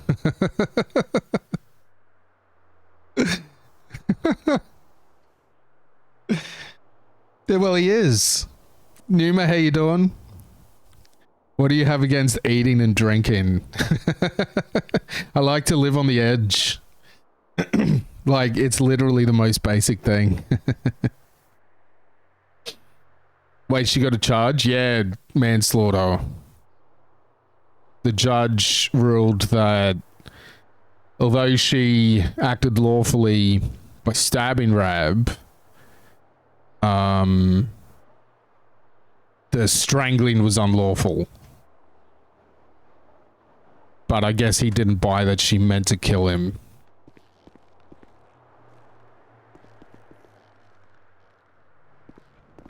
So that, yes, she strangled him, but maybe she didn't really act in a way that was murderous, I suppose. Alright, yes, I'm eating. Lovely whole pizza right before bed.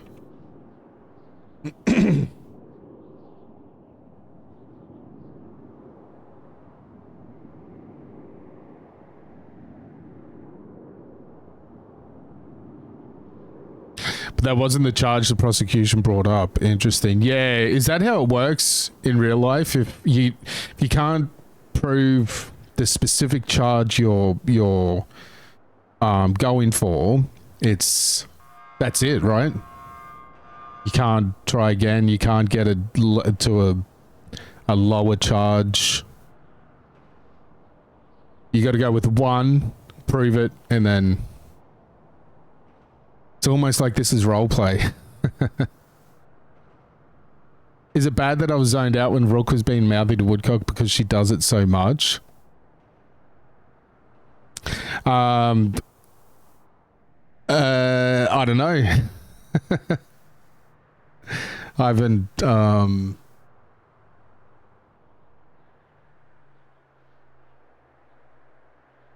I think that's the first time I've ever met Rook as any of my characters.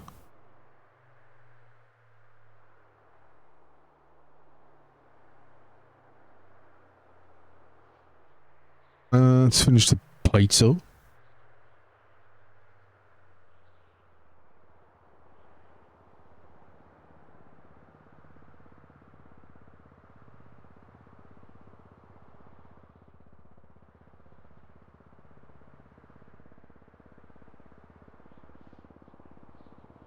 Alright.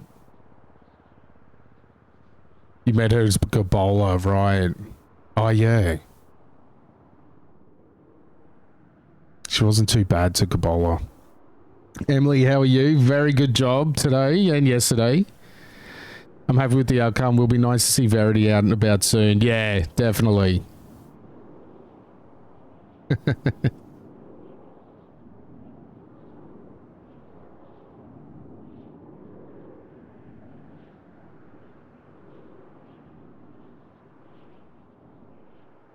Well, you know, there's no hard feelings there from Verity. I think, you know, she, called it stressful. Yeah, it definitely seems stressful.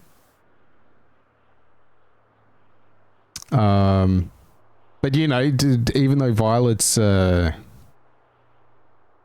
of the prosecutors, Verity still asked her to be maid of honor. So there's no hard feelings. Very stressful, yeah. Comrade, mate, how you doing? Future Mrs. McCafferty is going to be great when she gets back. Well, we shall see about that. It's going to be a little awkward opening the bar and Verity walks in.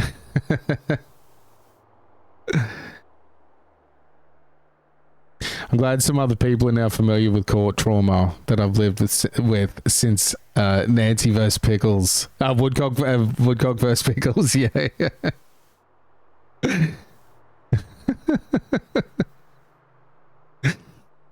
I'll be holding on to that. Need to be an ugly bridesmaid dress. I need to get an ugly bridesmaid dress in the server. Yeah.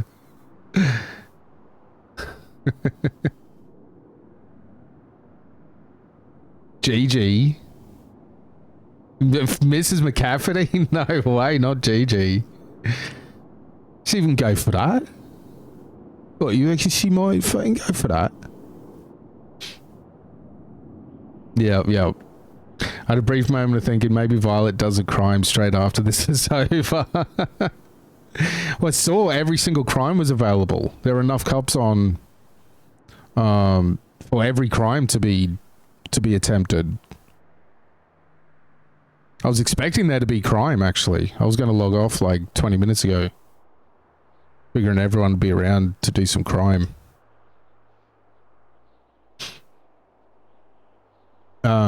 Maybe Ronnie can have a few wives, yeah. Well, he's been married 3 times in the past. Ronnie wishes he could have a few wives, yeah. Are you fucking kidding me? Of course I do. Imagine that. I'd have 10 fucking wives if I could. Fuck that, I'd have 100. I'd have 100 fucking wives, why not?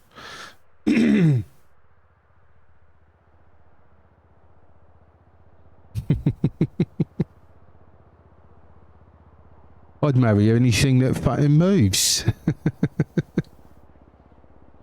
Oh no, well I hear Goneril is on the market again. Yeah, I think Ronnie might draw the line just on this side of Goneril.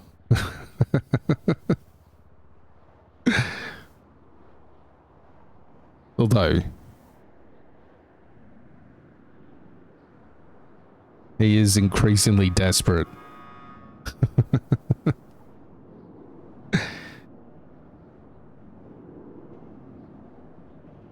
I hear she's interested in becoming Mrs. McCafferty.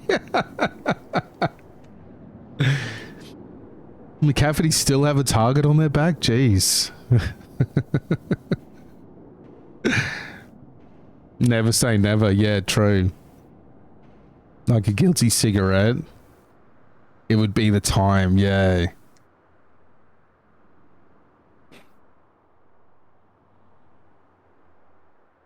Store robbery, house robbery. So what's that mean? There's 1 cop on or 2?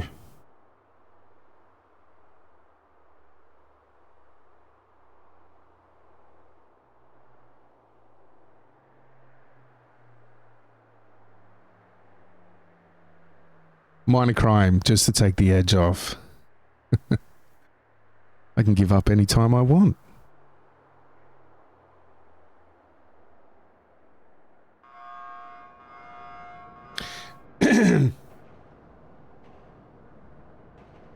One, I think, or 1 or 2. Yeah, that's what I'm thinking.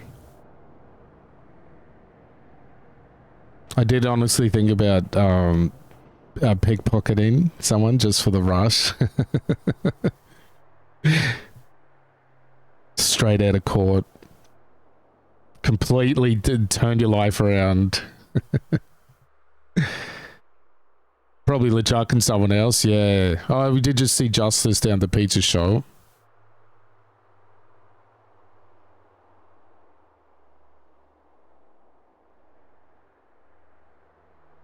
Yeah, it makes sense for HJP to still be around. So yeah, I'm guessing 2 cops are on. Maybe not. But yeah, all of them were yellow tick.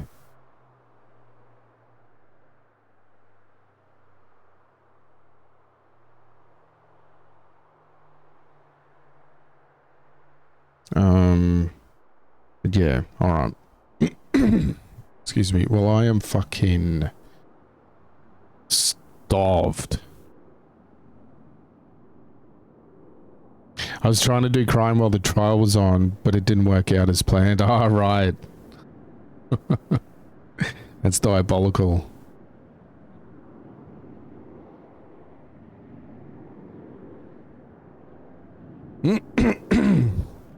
Excuse me.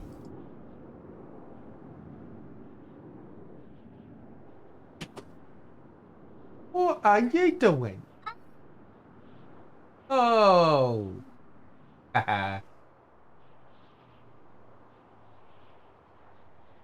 Oh, Rumi?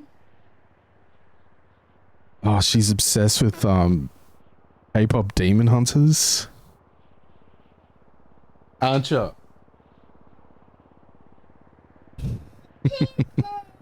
Hey.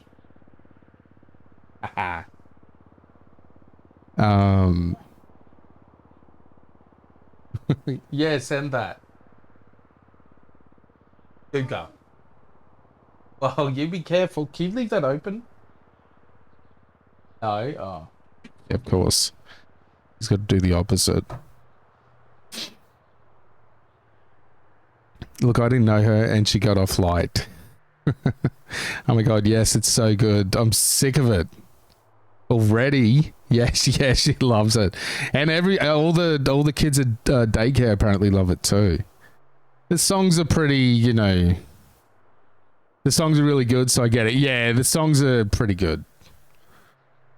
I can't, like... I don't... listen to that kind of stuff, but... They're very catchy. I can't get, you know, they're stuck in my head. I can't stop hearing the song in my head.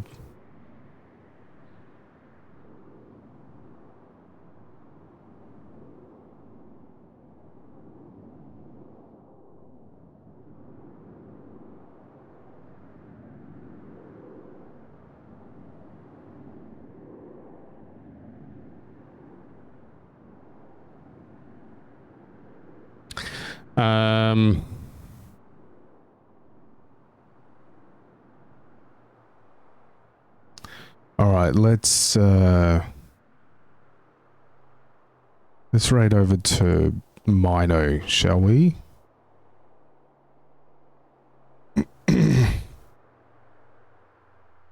Still never going to watch it, at least not for like 5 more years, right?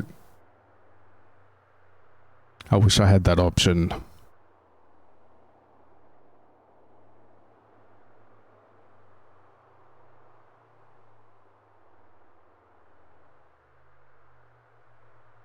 I mean, it's interesting. I think it's, you know, a lot of hype, isn't there? People love it.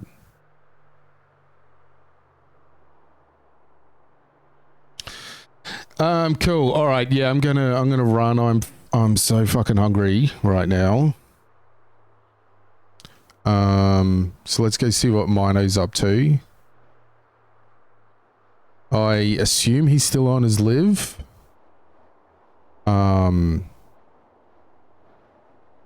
He's driving a car at the moment. Just looks live-esque. All right, let's get out of here. Thanks for hanging out, everyone. Thanks for the RP. Congrats to the defense. Well fought, and to the prosecution. Yeah, love courtroom RP, and this has been great. All right, raid's happening. I'll catch you all later. Bye bye.